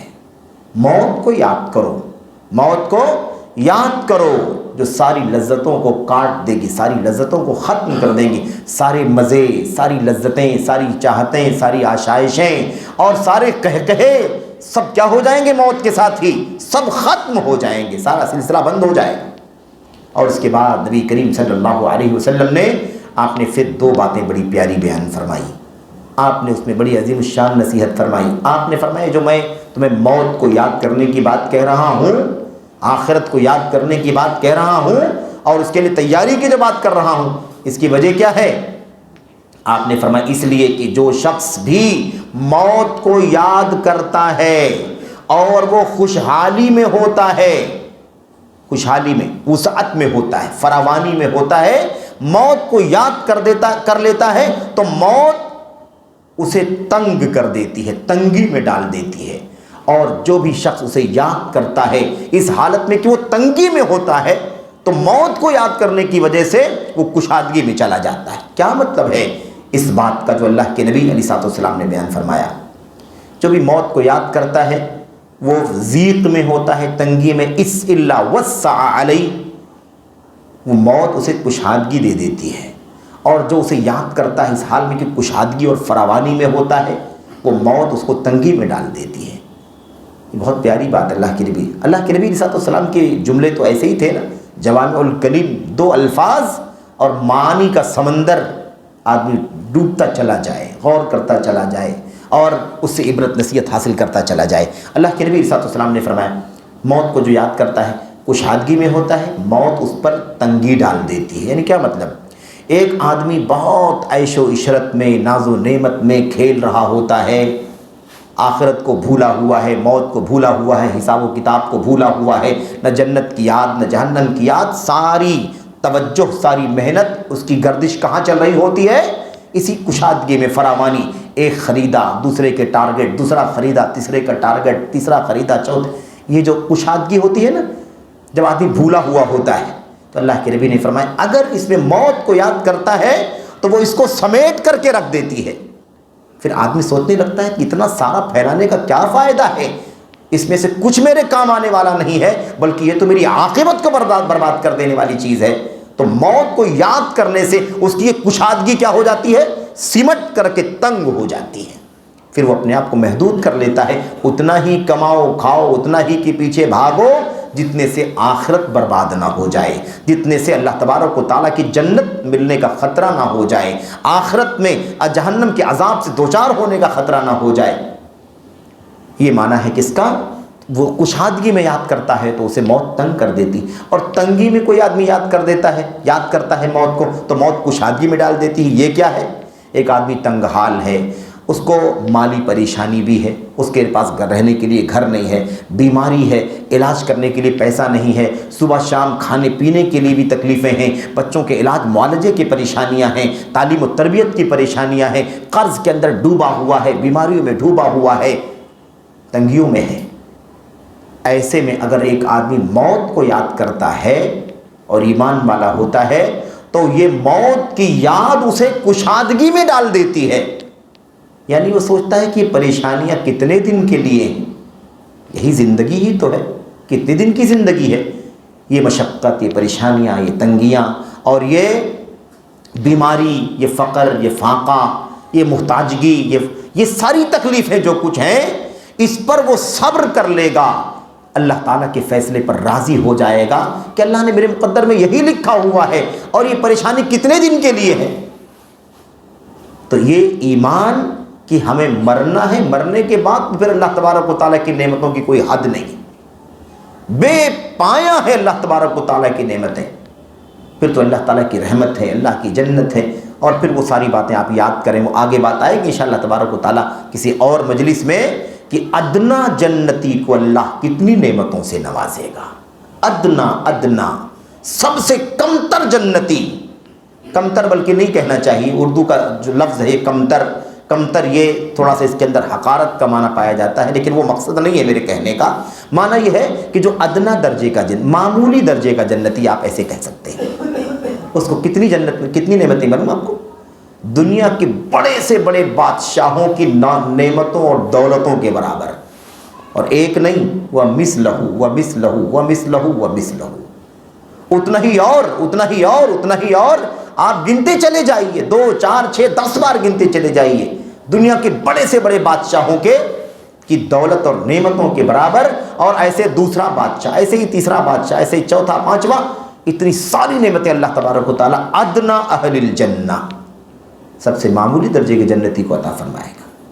تو جو آدمی موت کو یاد کرتا ہے، آخرت کو یاد کرتا ہے، مرنا ہے، حساب و کتاب دینا، اللہ کے سامنے پیش ہونا ہے، زندگی کا حساب و کتاب ہوگا، جوانی کا حساب و کتاب ہوگا، مال کہاں سے کمایا اس کا حساب و کتاب ہوگا، مال کہاں خرچ کیا اس کا حساب و کتاب ہوگا، علم جو حاصل کیا تھا اس کے مطابق عمل کتنا کیا اس کا حساب و کتاب ہوگا۔ اس کے بغیر آدمی کے قدم اللہ تبارک و تعالیٰ کے سامنے سے ٹل نہیں سکیں گے۔ آدمی اس کو جب یاد کرتا ہے نا تو دنیا کی پریشانیاں انسان کو معمولی لگتی ہے، ہیچ لگتی ہے کہ کیا ہے یہ، اس کے بعد تو نعمتیں اللہ تبارک و تعالیٰ عطا فرمائے گا۔ یہ معنی ہے نبی کریم صلی اللہ علیہ وسلم کی حدیث کا کہ موت کو کشادگی میں یاد کرتا ہے تو موت اس کی زندگی کے اس کی سوچ کو محدود کر دیتی ہے، اور اگر کوئی تنگی میں یاد کرتا ہے موت کو تو موت اس کو کشادگی میں ڈال دیتی ہے۔ میرے بھائیوں، اللہ کے نبی محمد الرسول اللہ صلی اللہ علیہ وسلم نے اس کو ایک اور مثال سے سمجھے۔ آخرت کی تیاری بہت ضروری ہے۔ مرنے کے لیے موت کو کثرت سے یاد کرنا ضروری ہے، کیونکہ اس کے بعد ہی آخرت، اس کی تیاری کرنا ہے۔ کیسے اللہ کے سامنے پیشی ہوگی، ایمان، صحیح عقیدہ، عمل صالح اور اللہ تعالیٰ کے حقوق، بندگان کے حقوق، اس کا حساب و کتاب دینا ہوگا۔ آدمی 1 گھنٹہ پچھلا جو گزارتا ہے اسے نہیں یاد رہتا کہ پچھلے 1 گھنٹے میں اس نے کیا کیا بولا ہے، کیا کیا کیا ہے، کیا کیا اچھا بولا ہے، کیا کیا اچھا کیا ہے، کیا کیا برا بولا ہے، کیا کیا برا کیا ہے اس نے، اور سوچ کی تو کوئی حد ہی نہیں، کیا اچھا سوچا ہے، کیا برا سوچا ہے۔ 1 گھنٹے کا آدمی حساب نہیں دے سکتا میرے بھائیوں، 1 گھنٹے کا حساب کتنا مشکل ہے، تو آپ بتائیے پوری عمر انسان کی ہے، اور 1 ذرہ نہ کوئی بھول سکتا ہے نہ چھوٹ سکتا ہے۔ ہمارا نام عمل میرے بھائیوں جب کھل کر کے سامنے آئے گا تو ہمارے ہوش اڑ جائیں گے۔ ما لهذا الكتاب لا يغادر صغيرة ولا كبيرة إلا أحصاها ووجدوا ما عملوا حاضرا ولا يظلم ربك أحدا۔ اللہ تبارک و تعالیٰ نے فرمایا آدمی حیران ہو جائے گا، آپ نام عمل کو دیکھ کر کے حیران ہو جائے گا، کہے گا ما لهذا الكتاب، اس نام عمل کو کیا ہو گیا، کوئی چھوٹا عمل نہیں چھوڑا اس نے، کوئی بڑا عمل نہیں چھوڑا، کوئی چھوٹا بڑا عمل چھوڑتی نہیں ہے یہ کتاب، سب نوٹ کیے ہوئے ہیں۔ وَوَجَدُوا مَا عَمِلُوا حَاضِرًا، جو کچھ بھی ان لوگوں نے کیا ہوگا وہ اپنی آنکھوں کے سامنے دیکھ رہے ہوں گے۔ وَلَا يَظْلِمُ رَبُّكَ أَحَدًا، اور آپ کا پروردگار بالکل بھی کسی پر ظلم نہیں کرے گا۔ میرے بھائیو، اللہ کے نبی صلی اللہ علیہ وسلم نے فرمایا یُؤْتَى بِأَنْعَمِ أَهْلِ الدُّنْيَا مِنْ أَهْلِ النَّارِ۔ یہ بات آئے گی انشاءاللہ اگلے موضوعات میں جب جنت جہنم وغیرہ کا تذکرہ ہوگا، لیکن یہاں پر موت، دنیوی زندگی جس کے پیچھے ہم بھاگ رہے ہیں نا، جس کے بعد آخرت آنے والی ہے، جس کی وجہ سے موت کو بھول رہے ہیں، جس کی وجہ سے آخرت کو فراموش کر دیتے ہیں، اسی نقطے کو سمجھنے کے لیے یہ حدیث اپنے لیے اور آپ کے لیے پیش کر رہا ہوں۔ صحیح مسلم وغیرہ کی روایت ہے، اللہ کے نبی صلی اللہ علیہ وسلم نے فرمایا یُؤْتَى بِأَنْعَمِ أَهْلِ الدُّنْيَا مِنْ أَهْلِ النَّارِ۔ بالکل خلاصہ آپ کے سامنے پیش کرتا ہوں۔ اللہ کے نبی صلی اللہ علیہ وسلم نے فرمایا قیامت کے دن دنیا کے سب سے زیادہ ناز و نعمت میں پلنے والے، کھیلنے والے خوشحال آدمی کو لایا جائے گا، من اہل النار، لیکن وہ جہنمیوں میں سے ہوگا۔ دیکھا آپ نے، دنیا کا انعام، سب سے زیادہ نعمتوں میں پلنے کھیلنے والا آدمی، یعنی دنیا کا سب سے بڑا دولت مند اور رئیس، لیکن من اہل النار، جہنمیوں میں سے ہوگا، ایسے شخص کو لایا جائے۔ اور اللہ کے نبی نے فرمایا ثم یصبغ فی النار صبغۃ، اسے جہنم میں ایک ڈبکی لگا کر کے باہر نکالا جائے گا، اور پھر اللہ تبارک و تعالیٰ اس سے پوچھے گا هل مر بک من نعیم قط هل رأیت خیرا قط، بندے یہ بتا کہ آج تک تو نے کوئی نعمت دیکھی ہے، آج تک کوئی بھلائی تجھے ملی ہے؟ وہ کہے گا لا یا ربی، نہیں، اتنی مصیبت میں ہوں پروردگار، نعمت کیا چیز ہے مجھے پتا بھی نہیں، نعمت کیا ہے، بھلائی کیا ہے، مال کیا ہے، دولت کیا ہے، آج عیش و عشرت کیا ہے، ناز و نعمت کیا ہے، مجھے نہیں معلوم۔ جملہ کیا ہے؟ حل مر بک، کیا تجھ سے کوئی نعمت گزری ہے؟ حل رأیت خیرا، کیا تو نے کبھی کوئی بھلائی یعنی ناز و نعمت، مال دولت کبھی کچھ دیکھا ہے؟ انکار کر دے گا۔ کون ہوگا یہ؟ دنیا کا سب سے بڑا نعمتوں میں پلنے والا آدمی۔ مجھے نہیں معلوم، آپ کو نہیں معلوم، اللہ کی زمین بہت کشادہ ہے، زمین کب سے قائم ہے دنیا اور کب تک قائم رہے گی، ہمیں کوئی ابھی سروے نہیں کرنے کی پرمیشن ہے، لیکن آپ یہ سمجھیں کہ دنیا کا سب سے زیادہ نعمتوں والا، اس کی یہ حالت ہوگی کہ جہنم کی ایک ڈبکی اس کی دنیا کی ساری نعمتوں کو بھلا دے گی، اسے یاد بھی نہیں رہے گا کہ کبھی نعمت ملی تھی اسے، کبھی نرم بستر ملا تھا، کبھی ٹھنڈا پانی ملا تھا، کبھی عیش و عشرت میں زندگی گزارا تھا، کبھی لگژری سواریاں اس نے کیا ہوگا۔ لا یا ربی، نہیں اللہ پروردگار، مجھے تو پتا بھی نہیں کہ نعمت کیا چیز ہے، کوئی بھلائی آج تک گزری نہیں، کوئی خیر ملا نہیں، کوئی آشائش ملی نہیں، مجھے معلوم بھی نہیں۔ اللہ اکبر، یہ کس کا حال ہوگا؟ جو سب سے زیادہ نعمتوں والا ہوگا۔ اب یہی سب سے زیادہ نعمتوں میں جب آدمی چلا جاتا ہے تو آخرت کو بھول جاتا ہے۔ اللہ تعالیٰ نے ہم کو ایمان کی توفیق عطا فرمائی ہے، ایمان کے ساتھ ایمان رہے، اس کے بعد ہم کتنا دور نکلے ہوئے ہیں آخرت کو بھولے ہوئے۔ خطرناک ہے کہ نہیں خطرناک ہے؟ جب جبریل امین علیہ الصلوۃ والسلام نبی محترم صلی اللہ علیہ وسلم کو کہتے ہیں اے اللہ کے نبی محمد، آپ کو جتنا جینا ہو جی لیں، لیکن آپ کو مرنا ہے، یاد رہے، آپ کو یاد رہے مرنا ہے، انک میت، آپ کو موت آنی آنی، افئن مت افئن مات، اگر وہ مر جائیں، اگر آپ مر جائیں، فہم الخالدون، آپ کی موت کی تمنا کرنے والے کیا زندہ باقی بچے؟ موت تو آنی ہے نبی کریم صلی اللہ علیہ وسلم۔ تو آپ یہ اندازہ لگائیے، ایک پہلو ہوا۔ دوسرا پہلو اسی حدیث کے اندر اللہ کے نبی نے فرمایا وَيُؤْتَى بِأَشَدِّ النَّاسِ بُؤْسًا يَوْمَ الْقِيَامَةِ مِنْ أَهْلِ الْجَنَّةِ، اللہ کے نبی نے فرمایا اور ایک دوسرا آدمی قیامت کے دن لایا جائے گا جو دنیا کا سب سے زیادہ فقیر، سب سے زیادہ فقیر، قلاش، محتاج، لیکن وہ جنتیوں میں سے ہوگا۔ کہاں سے ہوگا؟ جنتیوں میں سے ہوگا۔ دنیا میں ساری تکلیفیں، اذیتیں، پریشانیاں، بیماری ہے کہ نہیں، فقر، فاقہ، محتاجگی، ذلت، سب اٹھایا۔ ہر آدمی تو لات مارتا ہے نا، ہر آدمی کنارے لگا دیتا ہے۔ کون سی قیمت آج کل کی مادی دنیا میں؟ اور ابھی تو ہم بہت قریب ہیں، آگے مادیت بہت آگے بڑھنے والی ہے میرے بھائیوں، بہت آگے بڑھنے والی، ساری قدریں ختم ہو جائیں گی، صرف مادہ، صرف مادہ، صرف مادہ، مالی مالی، اس کے سوا کوئی کسی کی قدر نہیں کرے گا۔ مال و دولت اور دنیا، شان و شوکت جس کے پاس ہے اسی کو لوگ اہمیت دیں گے۔ اللہ کے نبی علیہ الصلوۃ والسلام نے فرمایا دنیا کا سب سے فقیر، محتاج اور بے کس و بے بس آدمی قیامت کے دن لایا جائے گا جو جنتیوں میں سے ہوگا۔ فَيُسْبَغُ فِي الْجَنَّةِ صَبْغَةً، اسے جنت میں ایک ڈبکی لگا کر کے باہر نکالا جائے گا۔ ڈبکی لگانے کا کیا مطلب ہے؟ ڈبکی لگانے کا مطلب یہ کہ ایک ہے نا، ایک جھلک دکھا کر کے لایا جائے، سمجھ رہے ہیں؟ لایا جائے گا اسے، اور اس کے بعد اللہ تبارک و تعالیٰ اس سے پوچھے گا هل رأيت بؤسا قط، بندے یہ بتا کہ آج تک کبھی کوئی تکلیف تیرے اوپر آئی ہے؟ کوئی تکلیف، کوئی پریشانی، کوئی مشقت، کبھی کوئی تکلیف تیرے سامنے آئی ہے؟ کبھی کوئی پریشانی اٹھایا ہے آج تک؟ کبھی کوئی دکھ تیری زندگی میں گزرا ہے؟ کہے گا لا یا ربی، نہیں پروردگار، میں کیا جانوں دکھ کیا ہے، تکلیف کیا ہے، مشقت کیا ہے، فقیری کیا ہے، محتاجگی کیا ہے، بیماری کیا ہے۔ آدمی ایک ڈبکی سے، ایک جھلک سے جنت کی نعمتوں کی، دنیا کی ساری تکلیفوں کو بھول جائے گا۔ یہ ہے میرے بھائیوں، اس لیے ہمیں آخرت کی تیاری کرنی ہے۔ اللہ مجھ کو، کہنے والے کو اور سبھی بھائیوں کو اس کی توفیق عطا فرمائے۔ ہم بھول جاتے ہیں، ہمیں نہیں یاد رہتا قیامت کے دن، اور زیادہ باتیں نہیں کرنی ہے، بس بالکل مختصر۔ اذان کتنے بجے؟ 55 پہ ہے، تو ابھی ٹھیک ہے، ٹائم ہے، تو ٹھیک ہے، ایک دو باتیں اور کر لیتے ہیں انشاءاللہ۔ اللہ کے کلام کی آیت کریمہ پر غور کریں۔ اللہ تبارک و تعالیٰ نے نقشہ کھینچا ہے، کس کا نقشہ کھینچا ہے؟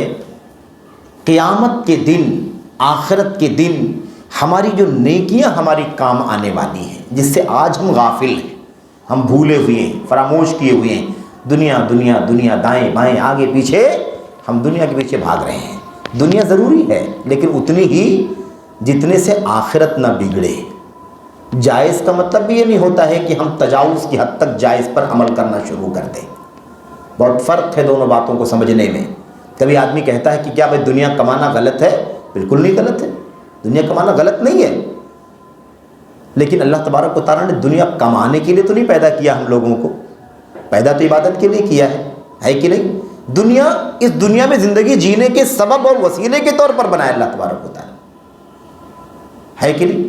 کوئی کہتا ہے کہ نماز کی پابندی کرتا ہوں، روزے کی پابندی کرتا ہوں، اور اس کے بعد پھر لگا رہتا ہوں دنیا کمانے میں، تو کیا اس میں کوئی گناہ کا کام ہے؟ گناہ کا کام نہیں، لیکن فضائل تو آپ چھوڑ رہے ہیں نا، جو کل قیامت کے دن ذخیرہ اکٹھا ہوگا، جو جنت میں جانے کا سبب بنے گا، آپ اس کی فکر نہیں کر رہے ہیں۔ آپ جائز کے نام پر فرائض کی پابندی کرنے کے بعد لگے ہوئے ہیں دنیا کے پیچھے۔ فرق ہے دونوں باتوں کے اندر۔ جائز ہونا ایک الگ چیز ہے، لیکن ہمیں فکر کس بات کی ہونی چاہیے؟ فکر کس بات کی ہونی چاہیے؟ آخرت کی فکر ہونی چاہیے، دنیا کی فکر نہیں ہونی چاہیے۔ ہم لگ جاتے ہیں بیٹے کے لیے تیاری ہو جائے، بچوں کے لیے کچھ بن جائے، بچیوں کے لیے کچھ بن جائے، اس کے لیے بن جائے، اس کے لیے بن جائے۔ ہم جیسے اپنی روزی لکھوا کر آئے ہیں، وہ بچے اور بیویاں بھی ساری اپنی روزیاں لکھوا کر آئی اللہ تبارک و تعالیٰ کے پاس۔ اس چکر میں آدمی حرام حلال سب چھوڑ دیتا ہے۔ کتنے لوگ ہیں اس کی فکر میں ڈوبے ہوئے ہیں کہ اپنا تو گزر گئی زندگی، آج تو 60-65 میں زندگی گزر رہی ہے، اب کتنا دن زندگی جینا ہے، چند سال بچے ہیں، لیکن بچوں کے لیے کچھ ہو جائے۔ کیا بچوں کی قسمت نہیں ہے؟ بچوں کا مقدر نہیں ہے؟ وہ جب پیدا ہو رہے تھے تو ان کی پیدائش روح ڈالنے کے ٹائم 4 باتیں جو ہمارے لیے لکھی گئی ہیں، کیا ہمارے بچوں کے نام پر نہیں لکھی گئی؟ اس کی روزی کتنی ہوگی، اس کی موت کب آئے گی، عمل کیا کرے گا، نیک ہوگا بد ہوگا، لکھا گیا کہ نہیں لکھا گیا؟ لکھا گیا۔ اللہ کے نبی علیہ السلام نے فرمایا کتب اللہ خلق اللہ کل نفس فکتب رزقها فکتب حیاتها وموتها ورزقها ومصائبها۔ اللہ کے نبی علیہ السلام نے صحیح روایت، مسند احمد بن حنبل کی صحیح روایت میں اللہ کے نبی نے فرمایا اللہ تعالیٰ نے ہر نفس کو پیدا کیا ہے، اور اللہ نے پیدا کرنے کے ساتھ اس کی موت کو لکھا، اس کی زندگی کو لکھا، اس کی موت کو لکھا، اس کی روزی کو لکھا، اور اس پر آنے والی مصیبتوں اور تکلیفوں کو بھی لکھا۔ اس لیے ہمیں اصل سوچ جو پیدا کرنی ہے وہ یہ ہے کہ یہ دنیوی زندگی دکھ میں، سکھ میں، عیش میں، آرام میں یا تکلیف اور مشقت میں گزرے، اس کی پرواہ نہیں ہونی چاہیے زیادہ۔ ٹارگٹ کہیں نہ کہیں ہدف ہمارا کیا ہونا چاہیے؟ آخرت۔ وہ ضائع نہ ہو جائے، وہ ضائع نہ ہو جائے۔ ضرورت بھر زندگی کی کوشش کریں، حلال رزق تلاش کریں، دوڑیں، اس میں کوئی حرج کی بات نہیں، بلکہ یہ تو سراپا اللہ کا حکم ہے، نبی کا حکم ہے کہ حلال رزق کی تلاش کرنے کے لیے آدمی دوڑے، بھاگے، مشقت اٹھائے، پسینے نکالے، بالکل مطلوب ہے، لیکن وہی ہدف نہ بن جائے، وہی ٹارگٹ نہ بن جائے، بلکہ ہماری سوچ یہ ہونی چاہیے۔ اچھا، میں کہہ رہا تھا اللہ تبارک و تعالیٰ نے قرآن کریم کے اندر وہ نقشہ کھینچا ہے۔ کیا نقشہ کھینچا ہے؟ حَتَّى إِذَا جَاءَ أَحَدَهُمُ الْمَوْتُ قَالَ رَبِّ ارْجِعُونِ لَعَلِّي أَعْمَلُ صَالِحًا فِيمَا تَرَكْتُ كَلَّا إِنَّهَا كَلِمَةٌ هُوَ قَائِلُهَا وَمِنْ وَرَائِهِمْ بَرْزَخٌ إِلَى يَوْمِ يُبْعَثُونَ۔ اللہ تبارک و تعالیٰ نے فرمایا، اور یہ نقشہ ہمارے لیے کھینچا جا رہا ہے، حتی اذا جاء احدهم الموت، یہاں تک کہ جب ان میں سے کسی کی موت آ جاتی ہے نا، یعنی موت کا وقت قریب آ جاتا ہے۔ موت آ جانے کے بعد کیا بولے گا؟ موت کا وقت قریب آ گیا۔ اچھا، زندگی جیسے تیسے گزر رہی تھی، کچھ ایمان، کچھ عمل، کچھ اچھا عمل، کچھ برا عمل، کچھ دنیا، کچھ دین، جیسے تیسے زندگی گزر رہی تھی۔ کیا ہوا؟ موت کا وقت قریب آ گیا۔ حتی اذا جاء احدهم الموت قال رب ارجعون، تو اب سوچنے لگا کہ اے اللہ، اب تک تو میں غفلت میں تھا، بھاگتا رہا دنیا اور دنیاوی مسائل میں الجھا رہا، بزی رہا، اور اب تو موت کا وقت قریب آ گیا، اے اللہ اب مسئلہ ہے کہ چانس نہیں بچا کچھ کرنے کے لیے، تو کاش اگر تو ڈیلے کر دیتا، موت کو لوٹا دیتا، یعنی کیا مطلب؟ موقع دے دیتا، فرصت دے دیتا۔ رب ارجعونی، اے پروردگار مجھے لوٹا دے، مجھے کیا کر دے؟ دنیا میں دوبارہ لوٹا دے، یعنی موت نہ آئے، دنیا میں پھر پلٹ جاؤ۔ موت کے بعد آدمی زندگی ملتی ہے، وہ برزخ کی زندگی ہوتی ہے، دنیا کی زندگی نہیں ہوتی ہے۔ اور برزخ کی زندگی الگ ہے، دنیاوی زندگی الگ ہے، آخرت کی زندگی الگ ہے۔ سب زندگیوں کے الگ الگ حالات ہیں، الگ الگ تقاضے ہیں، الگ الگ طاقت اور اختیار ہیں۔ جو اختیار دنیاوی زندگی میں ہے، بالکل وہ اختیار نہ برزخ میں رہے گا نہ آخرت میں رہے گا۔ جو حالت برزخ میں رہے گی، بالکل وہ حالت دنیا میں اور آخرت میں نہیں رہے گی۔ جو حالت آخرت میں رہے گی، بالکل وہ حالت دنیا میں اور برزخ میں نہیں رہے گی۔ ان تینوں مرحلوں کے اپنے الگ الگ حالات ہیں، الگ الگ تقاضے ہیں، اور الگ الگ آدمی کے اپنے اختیارات اور طاقت۔ میرے بھائیوں، تو یہ تینوں الگ چیزیں ہیں۔ آدمی کیا کہے گا؟ رب ارجعونی، پروردگار مجھے لوٹا دے، مجھے لوٹا دے، لعلی اعمل صالحا فیما ترکت، تاکہ میں جا کر کے دوبارہ اب سے نیک عمل کروں، شاید میں اب کی جا کر کے نیک عمل کروں، فیما ترکت، جو میں نے چھوڑ دیا تھا، یعنی پہلے والی زندگی جو اب تک تو نے زندگی دی ہے اس میں تو میں نے نیکیاں چھوڑ دی ہیں، میں نے نیک کام نہیں کیے، غفلت کا شکار رہا، غفلت کا شکار رہا، دنیا کے پیچھے بھاگتا رہا، آخرت میں نہیں یاد کیا میں نے، اس لیے اللہ تبارک و تعالیٰ مجھے تو واپس لوٹا دے۔ یہ بندہ کہے گا۔ آپ حسرت کا اندازہ لگائیے، حسرت کا اندازہ، کتنی حسرت ہوگی، کتنا ہے نا افسوس کے ساتھ وہ بات کہہ رہا ہوگا، اے پروردگار موقع دے دے، چانس دے دے دنیا میں دوبارہ، جو میں نے چھوڑ دیا ہے، عمل نہیں کیا ہے، غفلت میں رہا ہوں، اب کی شاید عمل کر کے آؤں گا۔ اللہ تبارک و تعالیٰ کیا جواب دے گا؟ کلا، کلا، ہرگز نہیں، انہا کلمۃ ہوا قائلوہا، یہ تو ایک بات ہے، یہ کیا ہے؟ یہ ایک بات ہے جس کو کہنے والا کہہ رہا ہے، بس اس کی کوئی حقیقت نہیں ہے۔ جسے 40، 50، 60، 70، 80 سال کی زندگی ملی اور اس نے عمل نہیں کیا، اپنی زندگی کو ضائع کر دیا، بھلا اسے دوبارہ زندگی دی جائے گی؟ اگر دے دی جائے، جبکہ ممکن نہیں ہے، لیکن اگر دے بھی دی جائے تو کچھ نہیں کرنے والا ہے، بس یہ بولنے والے کی ایک بات ہے جو بول رہا، کہنے والی ایک بات ہے جو کہہ رہا۔ کلا انہا کلمۃ ہوا قائلوہا، ایک بات ہے جو کہنے والا کہہ رہا ہے، یہی کہہ رہا ہے اس بات کو کہ مجھے واپس لوٹا دو۔ وَمِن وَرَائِهِمْ بَرْزَخٌ، اللہ نے فرمایا ادھر نہیں جانا ہے، یہ دنیوی زندگی جو چھینی جا رہی، موت آ رہی ہے، اس کے بعد ادھر نہیں آنا ہے زندگی کی طرف، دنیا کی طرف۔ وَمِن وَرَائِهِمْ بَرْزَخٌ، اس کے بعد ان کے پیچھے برزخ ہے۔ وہ برزخ کب تک رہے گا؟ جب تک کہ قیامت بڑی والی قائم نہ ہو جائے اور یہ دوبارہ زندہ کر کے اٹھا نہ دیے جائے۔ دیکھا آپ نے، یہ ہے دنیوی زندگی میں بزی ہو جانے کا خطرہ، آخرت کو بھول جانے کا نقصان۔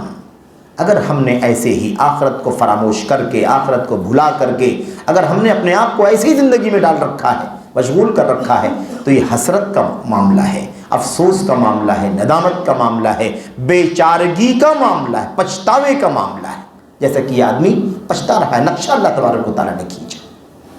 میرے بھائیو، ایسے ہی سورۃ المنافقون کی آیت کریمہ یاد کریں، جس میں اللہ تبارک و تعالیٰ نے کیا فرمایا، اختصار کے ساتھ خلاصہ بتا کر بات آگے بڑھاتا ہوں۔ اس کے اندر یہ ہے، اے اللہ تبارک و تعالیٰ مجھے تم مال عطا فرما دے، فَأَصَّدَّقَ وَأَكُن مِّنَ الصَّالِحِينَ، فَأَصَّدَّقَ وَأَكُن مِّنَ الصَّالِحِينَ، اے اللہ مجھے مال دے دے، میں اسے تیری راہ میں خرچ کر دوں، صدقہ دے دوں، زکوٰۃ میں دے دوں، خیرات میں دے دوں، وَأَكُن مِّنَ الصَّالِحِينَ، اور میں نیک لوگوں میں سے ہو جاؤں۔ اے اللہ تو نے میری زندگی کیوں نہیں بڑھا دی؟ تو نے مجھے میری موت کو مزید اور مؤخر کیوں نہیں کیا؟ میری موت کو اور کیوں نہیں مؤخر کیا؟ اور مؤخر کرتا میری موت کو، مجھے کچھ موقع مل جاتا اور میرے پاس مال ہوتا، میں اسے تیری راہ میں خرچ کر دیتا۔ تو اللہ تبارک و تعالیٰ کیا جواب دے گا؟ نہ، اس کا موقع نہیں ہے۔ تیسری آیت کریمہ کو یاد کریں، اشارہ صرف کرنا ہے، ربنا اخرجنا، اور یہ کب ہوگا؟ جب جہنم میں ڈال دیے جائیں گے۔ وہ تیسرا والا کام آخرت میں کیا ہے؟ آخرت میں پہلا کام کیا ہے؟ مرنے کے بعد دوبارہ اٹھایا جانا۔ نمبر 2 حساب کتاب۔ نمبر 3 جنت اور جہنم۔ یہ تیسرا والا مرحلہ، جنت جہنم والا جو مرحلہ ہے نا، جب جہنم میں ڈال دیا جائے گا تو اس وقت وہ کیا کہے گا؟ لوگ کیا کہیں گے ربنا اخرجنا، اے پروردگار تو ہم کو یہاں سے نکال دے، نعمل غیر الذی کننا نعمل، اے پروردگار یہاں سے نکال دے تاکہ ہم جو کچھ برا عمل کر رہے تھے، آخرت سے غفلت میں تھے، اب دوبارہ غفلت میں نہیں رہیں گے، اس کے علاوہ نیک عمل کر کے آئیں گے۔ اللہ تبارک و تعالیٰ کی طرف سے جواب ہوگا کہ یہ موقع جا چکا ہے، اس کا کوئی موقع نہیں ہے۔ میرے بھائیوں، میرے بزرگوں، آخرت کی تیاری بہت امپورٹنٹ، بہت اہم مسئلہ ہے۔ حضرات صحابہ سے زیادہ نیک آدمی تو کوئی دنیا میں نہیں آیا۔ انبیاء علیہ السلام کے بعد اللہ کے نبی کے صحابہ سے زیادہ نیک طبقہ دنیا میں نہ کوئی پیدا ہوا ہے، نہ کوئی پیدا ہو سکتا ہے۔ اگر ہم ان کی زندگی کا سرسری طور پر جائزہ لے لیں تو ہمیں سمجھ میں آ جائے گی بات کہ وہ اتنا فکر مند تھے اگر آخرت کی تیاری کے سلسلے میں، تو ہمیں کتنی فکر کرنے کی ضرورت ہے۔ عمر بن خطاب رضی اللہ تعالیٰ عنہ صدیق اکبر رضی اللہ تعالیٰ عنہ، پھر عمر بن خطاب رضی اللہ تعالیٰ عنہ، اور پھر اس کے بعد حضرت عمر، حضرت عثمان، پھر علی، اور پھر اس کے بعد بقیہ 6 صحابہ کرام، ان سب کو اللہ تبارک و تعالیٰ نے میرے بھائیوں نبی کریم صلی اللہ علیہ وسلم کی زبانی جنت کی بشارت دی ہے۔ جنت کی بشارت پانے والے اور بھی صحابہ ہیں، لیکن یہ 10 صحابہ ایک مجلس میں ممبر پر کھڑے ہو کر کے نبی کی زبان سے ایک تسلسل کے ساتھ جنت کی بشارت پانے والے، ابو بکر فی الجنہ، عمر فی الجنہ، عثمان فی الجنہ، علی فی الجنہ، یہ جنت میں ہے، یہ جنت میں ہے، یہ جنت میں ہے۔ اور تعبیر کیا فرمائی؟ یہ نہیں فرمایا ابو بکر جنت میں جائیں گے، عمر جنت میں جائیں گے، عثمان جنت میں جائیں گے، علی جنت میں جائیں گے، نہیں، اتنا یقینی خبر بشارت نبی کریم صلی اللہ علیہ وسلم کی زبان سے کہ آپ نے فرمایا ابو بکر فی الجنہ، ابو بکر جنت میں ہیں، عمر جنت میں ہیں، عثمان جنت میں ہیں، علی جنت میں ہیں۔ یقین، یہ یقینی ہے، ایک دم تعقد کی تعبیر ہے جو نبی کریم صلی اللہ علیہ وسلم نے استعمال فرمائی ہے۔ اچھا، عمر بن خطاب رضی اللہ تعالیٰ عنہ کا ایک نمونہ چھوٹا سا، وہ بھی بات آ جائے، آیتیں حدیثیں کچھ آئی ہیں، ایک نمونہ سلف کا بھی آپ کے سامنے آ جائے۔ حضرت عمر بن خطاب رضی اللہ تعالیٰ عنہ کی جب موت کا وقت قریب آیا تو اس وقت لوگوں نے عمر بن خطاب سے پوچھا، اور روایت صحیحین کی ہے، بخاری مسلم وغیرہ کی روایت ہے، ان سے لوگوں نے پوچھا، ساتھیوں نے پوچھا کہ الا تستخلف، عمر بن خطاب رضی اللہ تعالیٰ عنہ امیر المومنین، کیا آپ اپنے بعد جانشین نہیں بنائیں گے؟ آپ ہمارے امام ہیں، خلیفہ ہیں، اب آپ کی اگر وفات ہو جائے گی تو آپ کی وفات کے بعد کون خلیفہ رہے گا مسلمانوں کا؟ تو کیا آپ اپنے بعد کسی کو جانشین نہیں بنا دیتے؟ کیا پلان ہے؟ جانشین بنا دیتے؟ کیا نہیں بنائیں گے آپ؟ عمر بن خطاب رضی اللہ تعالیٰ عنہ نے فرمایا، ساتھیوں دیکھو، اگر میں جانشین بناؤں تو بھی یہ کام صحیح کام ہوگا، درست کام ہوگا، کیونکہ اس نے بھی جانشین بنایا تھا جو مجھ سے بہتر تھے، انہوں نے بھی جانشین بنایا تھا کہ میرے بعد کون خلیفہ ہوگا، اور اگر میں جانشین نہ بناؤں تب بھی میرا یہ عمل درست ہوگا، بہتر ہوگا، کیونکہ انہوں نے جانشین نہیں بنایا تھا جو مجھ سے بہتر تھے۔ کیا مطلب؟ میں اگر جانشین بناؤں تو انہوں نے بھی جانشین بنایا تھا جو مجھ سے بہتر تھے، یعنی ابو بکر صدیق رضی اللہ تعالیٰ عنہ، ابو بکر صدیق رضی اللہ تعالیٰ عنہ جانشین بنایا تھے کہ نہیں بنایا تھے؟ عمر بن خطاب رضی اللہ تعالیٰ عنہ ان کے جانشین تھے، ٹھیک ہے، اور اگر میں جانشین نہ بناؤں تو انہوں نے بھی جانشین نہیں بنایا تھا جو مجھ سے بہتر تھے، یعنی نبی کریم صلی اللہ علیہ وسلم۔ آپ کی وفات ہو گئی، کیا آپ نے کسی کا نامزد کر کے کسی کو بتایا تھا میرے بعد خلیفہ فلاں ہوں گے؟ اشارے تھے، اشارات سے سمجھ میں آتا ہے، بہت ساری حدیثوں کے اشارے سے سمجھ میں آتا ہے کہ اللہ کے نبی کے بعد خلیفہ ابو بکر صدیق ہوں گے، اور اس میں یہ بھی اشارہ ملتا ہے کہ ان کے بعد عمر ہوں گے، ٹھیک ہے، لیکن صراحت کے ساتھ اللہ کے نبی نے کسی کو بھی جانشین نہیں بنایا تھا۔ تو کہتے ہیں کہ میں نے دونوں کام کروں گا تو میں صحیح کروں گا، غلط نہیں کروں گا۔ اس کے بعد لوگوں نے کہا کہ بہت آپ کی زندگی نیکی میں گزری ہے، تقوی طہارت میں گزری ہے، عدل و انصاف میں گزری ہے، مطلب ان کی زندگی کو سامنے رکھ کر کے لوگوں نے اثنوا علیہ خیرن، ساتھیوں نے بہت ان کی تعریف کی، ثنا کی، بہت زیادہ ان کی پذیرائی کی، اور ان کی تعریف اور مدح و ستائش کافی کی کہ آپ کا کارنامہ، آپ کی زندگی جہاد میں گزری، نبی کی سنت میں گزری، اللہ کے دین کے دفاع میں گزری وغیرہ، ہے نا، ساری خوبیاں، پھر عدل و انصاف وغیرہ کی جو مثال ہے، لوگوں نے کافی تعریف کی۔ جب تعریف کرنے لگے تو عمر بن خطاب رضی اللہ تعالیٰ عنہ نے کہا کہ راغب و راہب، راغب و راہب، اپنے بارے میں کہا راغب و راہب، میں اللہ تعالیٰ کی رحمت، اللہ کے فضل، اس کی جنت اور مغفرت کی لالچ بھی کر رہا ہوں، اور اللہ تبارک و تعالیٰ کے عذاب سے، اس کی گرفت سے مجھے ڈر بھی ہے۔ یعنی تم ساتھیوں جو میری تعریف کر رہے ہو، میری زندگی کی خوبیاں وغیرہ وغیرہ بیان کر رہے ہو، مجھے اس سے کوئی دلچسپی نہیں ہے کہ میں اس پر تکیہ کر کے بیٹھ جاؤں کہ ماشاءاللہ کافی تعریف ہو رہی ہے تو پھر تو اتنی ساری نیکیاں لے کر کے جاؤں گا تو پھر تو کامیابی یقینی آخرت میں۔ انہوں نے کہا راغب و راہب، تم کتنی بھی تعریف میری کرو لیکن میری جو کیفیت ہے ساتھیوں اس وقت وہ رغبت اور رہبت کے ساتھ میں ہے، یعنی مجھے اللہ کی رحمت کی امید بھی بہت زیادہ ہے، اس کی رغبت بھی ہے، اس کی طلب بھی ہے، اس کی چاہت بھی ہے، اور اللہ تبارک و تعالیٰ کے عذاب کا ڈر بھی ہے، دونوں کے بیچ میں ہوں اس وقت۔ اچھا، اس کے بعد کہنے لگے، اخیر میں کیا کہا انہوں نے، جو آخری جملہ وہی اپنا مقصد ہے یہاں جو بات ذکر کرنے کا، یہ سارا پہلو وہی ہے، آخرت کی تیاری، آخرت کی فکر مندی، وہی پس منظر چل رہا۔ عمر بن خطاب کی بات چل رہی ہے جن کو نبی کریم صلی اللہ علیہ وسلم کے زمانے سے جنتی ہونے کی خوشخبری مل چکی ہے، ان کی یہ حالت ہے کہ تم میری تعریف کر رہے ہو، کیا سمجھتے ہو کہ میں اس تمہاری تعریف پر تکیہ کر لوں گا اور مطمئن ہو جاؤں گا؟ نہیں، بلکہ مجھے ڈر بھی ہے، اللہ تعالیٰ کی رحمت کی امید بھی ہے۔ تیسری چیز آخر میں انہوں نے فرمایا، انہوں نے کہا کہ لَوَدِدْتُ أَنِّي أَخْرُجُ مِنْهَا لَا لِيَ وَلَا عَلَيَّ، اللہ کی قسم میری چاہت ہے، میری تمنا ہے کہ کاش میں اس دنیا سے ایسے نکل جاؤں، یا شارحین نے کہا دنیا سے یا خلافت سے، خلافت کی ذمہ داری سے یا دنیا سے ایسے نکل جاؤں کہ نہ میرے حق میں کچھ رہے نہ میرے خلاف کچھ رہے، یعنی لیول ہو جائے، برابر سرابر ہو جائے۔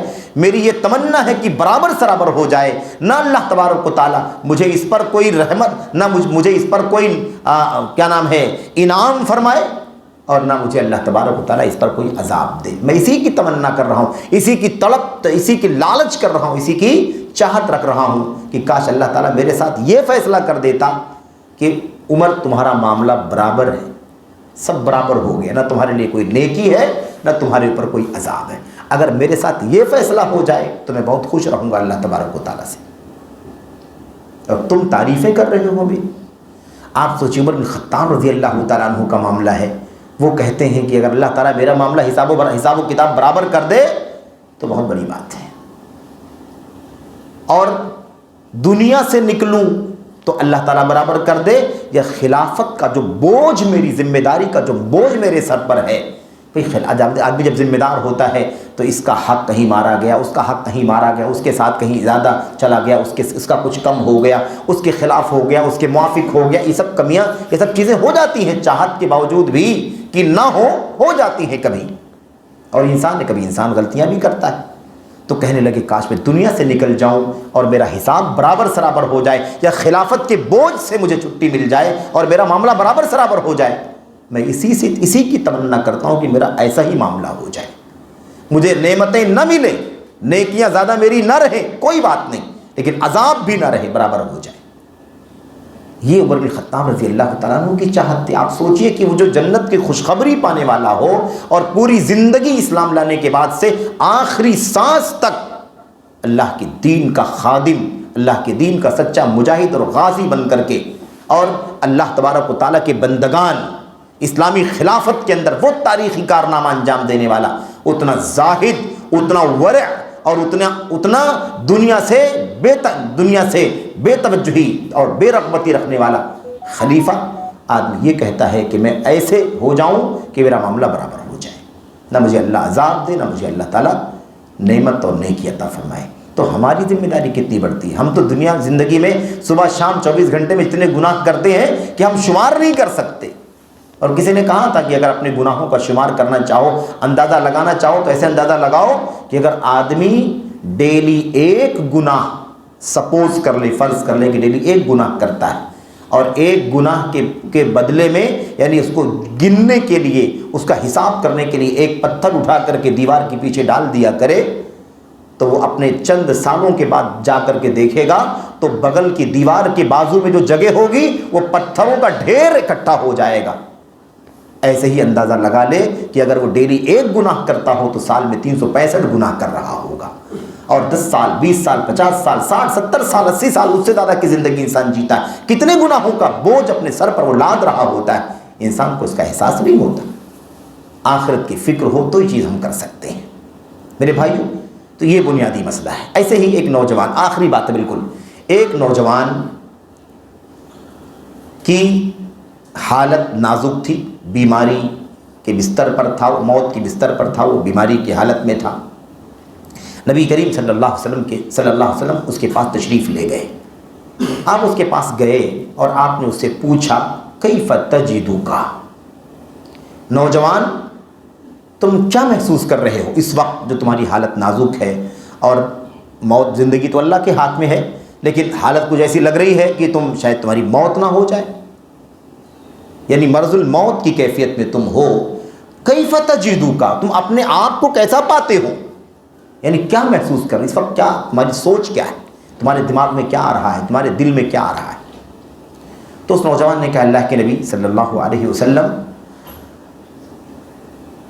ارجو رحمت ربی و اخاف عذابہ، کہا پروردگار، اے اللہ کے نبی صلی اللہ علیہ وسلم، اس وقت جو میری کیفیت ہے وہ یہ ہے کہ میں اپنے رب کی رحمت کی امید بھی رکھتا ہوں، مجھے امید ہے کہ اللہ تعالیٰ مجھ پر رحم فرمائے گا، اللہ کی رحمت کی امید بھی ہے مجھے، وہ اخاف ذنوبی، اور مجھے اپنے گناہوں پر سزا کا، عذاب کا ڈر بھی ہے۔ یہ احساس، آخرت کی فکر، موت کے بعد کی تیاری، حساب و کتاب کی فکر، اللہ کے عذاب کا خوف، اللہ کی رحمت کی امید، یہ سب کیا ہے؟ یہ سب موت کی تیاری ہے، آخرت کی تیاری ہے۔ یہ احساس ہمیشہ اگر رہے تو ہم ہر قدم پھونک پھونک کر کے رکھیں گے کہ نہیں رکھیں گے، ہر قدم بہت سوچ سمجھ کر کے اٹھائیں گے، محاسبے کا خوف ہوگا، اللہ کے سامنے پیشی کا ڈر ہوگا، جنت کی نعمتوں کی یاد آئے گی تو للچا کر کے اس گناہ سے دور ہٹ جائیں گے، جہنم کے عذاب کا خوف سامنے آئے گا تو بڑی سے بڑی لالچ کو بھی ہم میرے بھائیوں ٹھکرا دیں گے، جو حرام لالچ ہوگی، غلط لالچ ہوگی، غلط شہوت ہوگی، ہم اسے باز آ جائیں گے۔ نوجوان نے کہا اللہ کے نبی، مجھے اللہ تبارک و تعالیٰ سے رحمت کی امید بھی ہے اور مجھے اپنے گناہوں کا ڈر بھی ہے۔ اللہ کے نبی علیہ السلام نے وہ جملہ اس وقت فرمایا تھا، بڑا پیارا اور ہم سب کے لیے بڑا امید افزا جملہ ہے، نبی کی زبان سے نکلا ہوا۔ اللہ کے نبی علیہ السلام نے فرمایا، جو شخص بھی، اس کا ترجمہ بتا رہا ہوں میں، جو شخص بھی اس طرح کی حالت میں، جو شخص بھی اس طرح کی حالت میں، جس حالت میں تم ہو، یہ دو خوبیاں اپنے اندر پیدا کرتا ہو، دو خوبیاں اس کے اندر پائی جاتی ہوں، اس حالت میں اللہ تبارک و تعالیٰ اس کو وہی دے دے گا جس کی وہ امید کر رہا ہے، اور اللہ تبارک و تعالیٰ اس سے اسے بچا لے گا جس سے وہ بچنا چاہتا ہے۔ یعنی اللہ تعالیٰ کی رحمت کی امید کر رہے ہو اور اللہ کے عذاب کا ڈر ہے تم کو، اس وقت یعنی موت کے اس وقت پوزیشن میں بھی تم کو آخرت کے بارے میں اتنی فکر ہے، اس موقع پر جس آدمی کے اندر یہ دونوں خوبیاں پائی جائیں گی کہ اللہ سے رحمت کی امید رکھے اور آخرت کے عذاب سے، اپنے گناہوں سے، عذاب سے خوف کھائے، ڈرے، اللہ تبارک و تعالیٰ اسے ویسے ہی عطا فرما دے گا، جس بات کی امید ہے وہ پوری ہو جائے گی، اور جس بات کا ڈر ہے اللہ تعالیٰ اس سے بچا لے گا۔ یعنی اللہ تبارک و تعالیٰ اسے اپنی رحمتوں سے نواز دے گا اور اپنے عذاب سے اللہ تعالیٰ اسے بچا لے گا۔ یہ احساس ہر پل ہونے کی ضرورت ہے، ہر پل یہ احساس اللہ تعالیٰ ہم سب کو اپنے دلوں میں پیدا کرنے کی توفیق عطا فرمائے، آمین رب العالمین۔ میرے بھائیوں، باتیں تو بہت ساری ہیں اور ہم نے شروع میں ہی کہا تھا کہ موضوع بہت لمبا چوڑا ہے اور اس کے بہت سارے پہلو ہیں، اور اس سلسلے میں لمبی باتیں کرنے کا یہ موقع نہیں ہے۔ ہو سکتا ہے احباب اور ذمہ داران اس سلسلے میں کوئی سیریز وغیرہ کا فیصلہ کر رہے ہیں، اگر وہ سلسلہ شروع کیا جا سکا تو انشاءاللہ تبارک و تعالیٰ آخرت سے متعلق تفصیلی باتیں آپ کے سامنے آئیں گی اور سارے پہلو آپ کے سامنے بستہ بستہ پیش کیے جائیں گے۔ اللہ سے دعا ہے کہ اللہ تبارک و تعالیٰ کہنے والے کو سب سے پہلے ان باتوں پر عمل کرنے کی توفیق عطا فرمائے، اور تمام سننے والوں کو، تمام بھائیوں کو، بزرگوں کو، نوجوانوں کو، عزیزوں کو، ماؤں بہنوں کو، اور جن تک بھی یہ باتیں پہنچتی ہیں، اللہ عز و جل سبوں کو اس دنیا کی حقیقت کو سمجھنے کی توفیق عطا فرمائے۔ آخرت جو اصل ہے، آخرت جو ہمیشہ ہمیش رہنے والی زندگی ہے، ابقا ہے، اور آخرت میں ہی حساب و کتاب ہے، جنت و جہنم کا فیصلہ ہے، اس لیے اللہ تبارک و تعالی ہمیں اس دنیاوی زندگی میں اس زندگی کی فکر کرنے کی اور اس زندگی میں کامیابی سے ہمکنار ہونے کی توفیق عطا فرمائے، آمین رب العالمین۔ صلی اللہ وسلم وبارک علی نبینا محمد وعلی آلہ وصحبہ اجمعین۔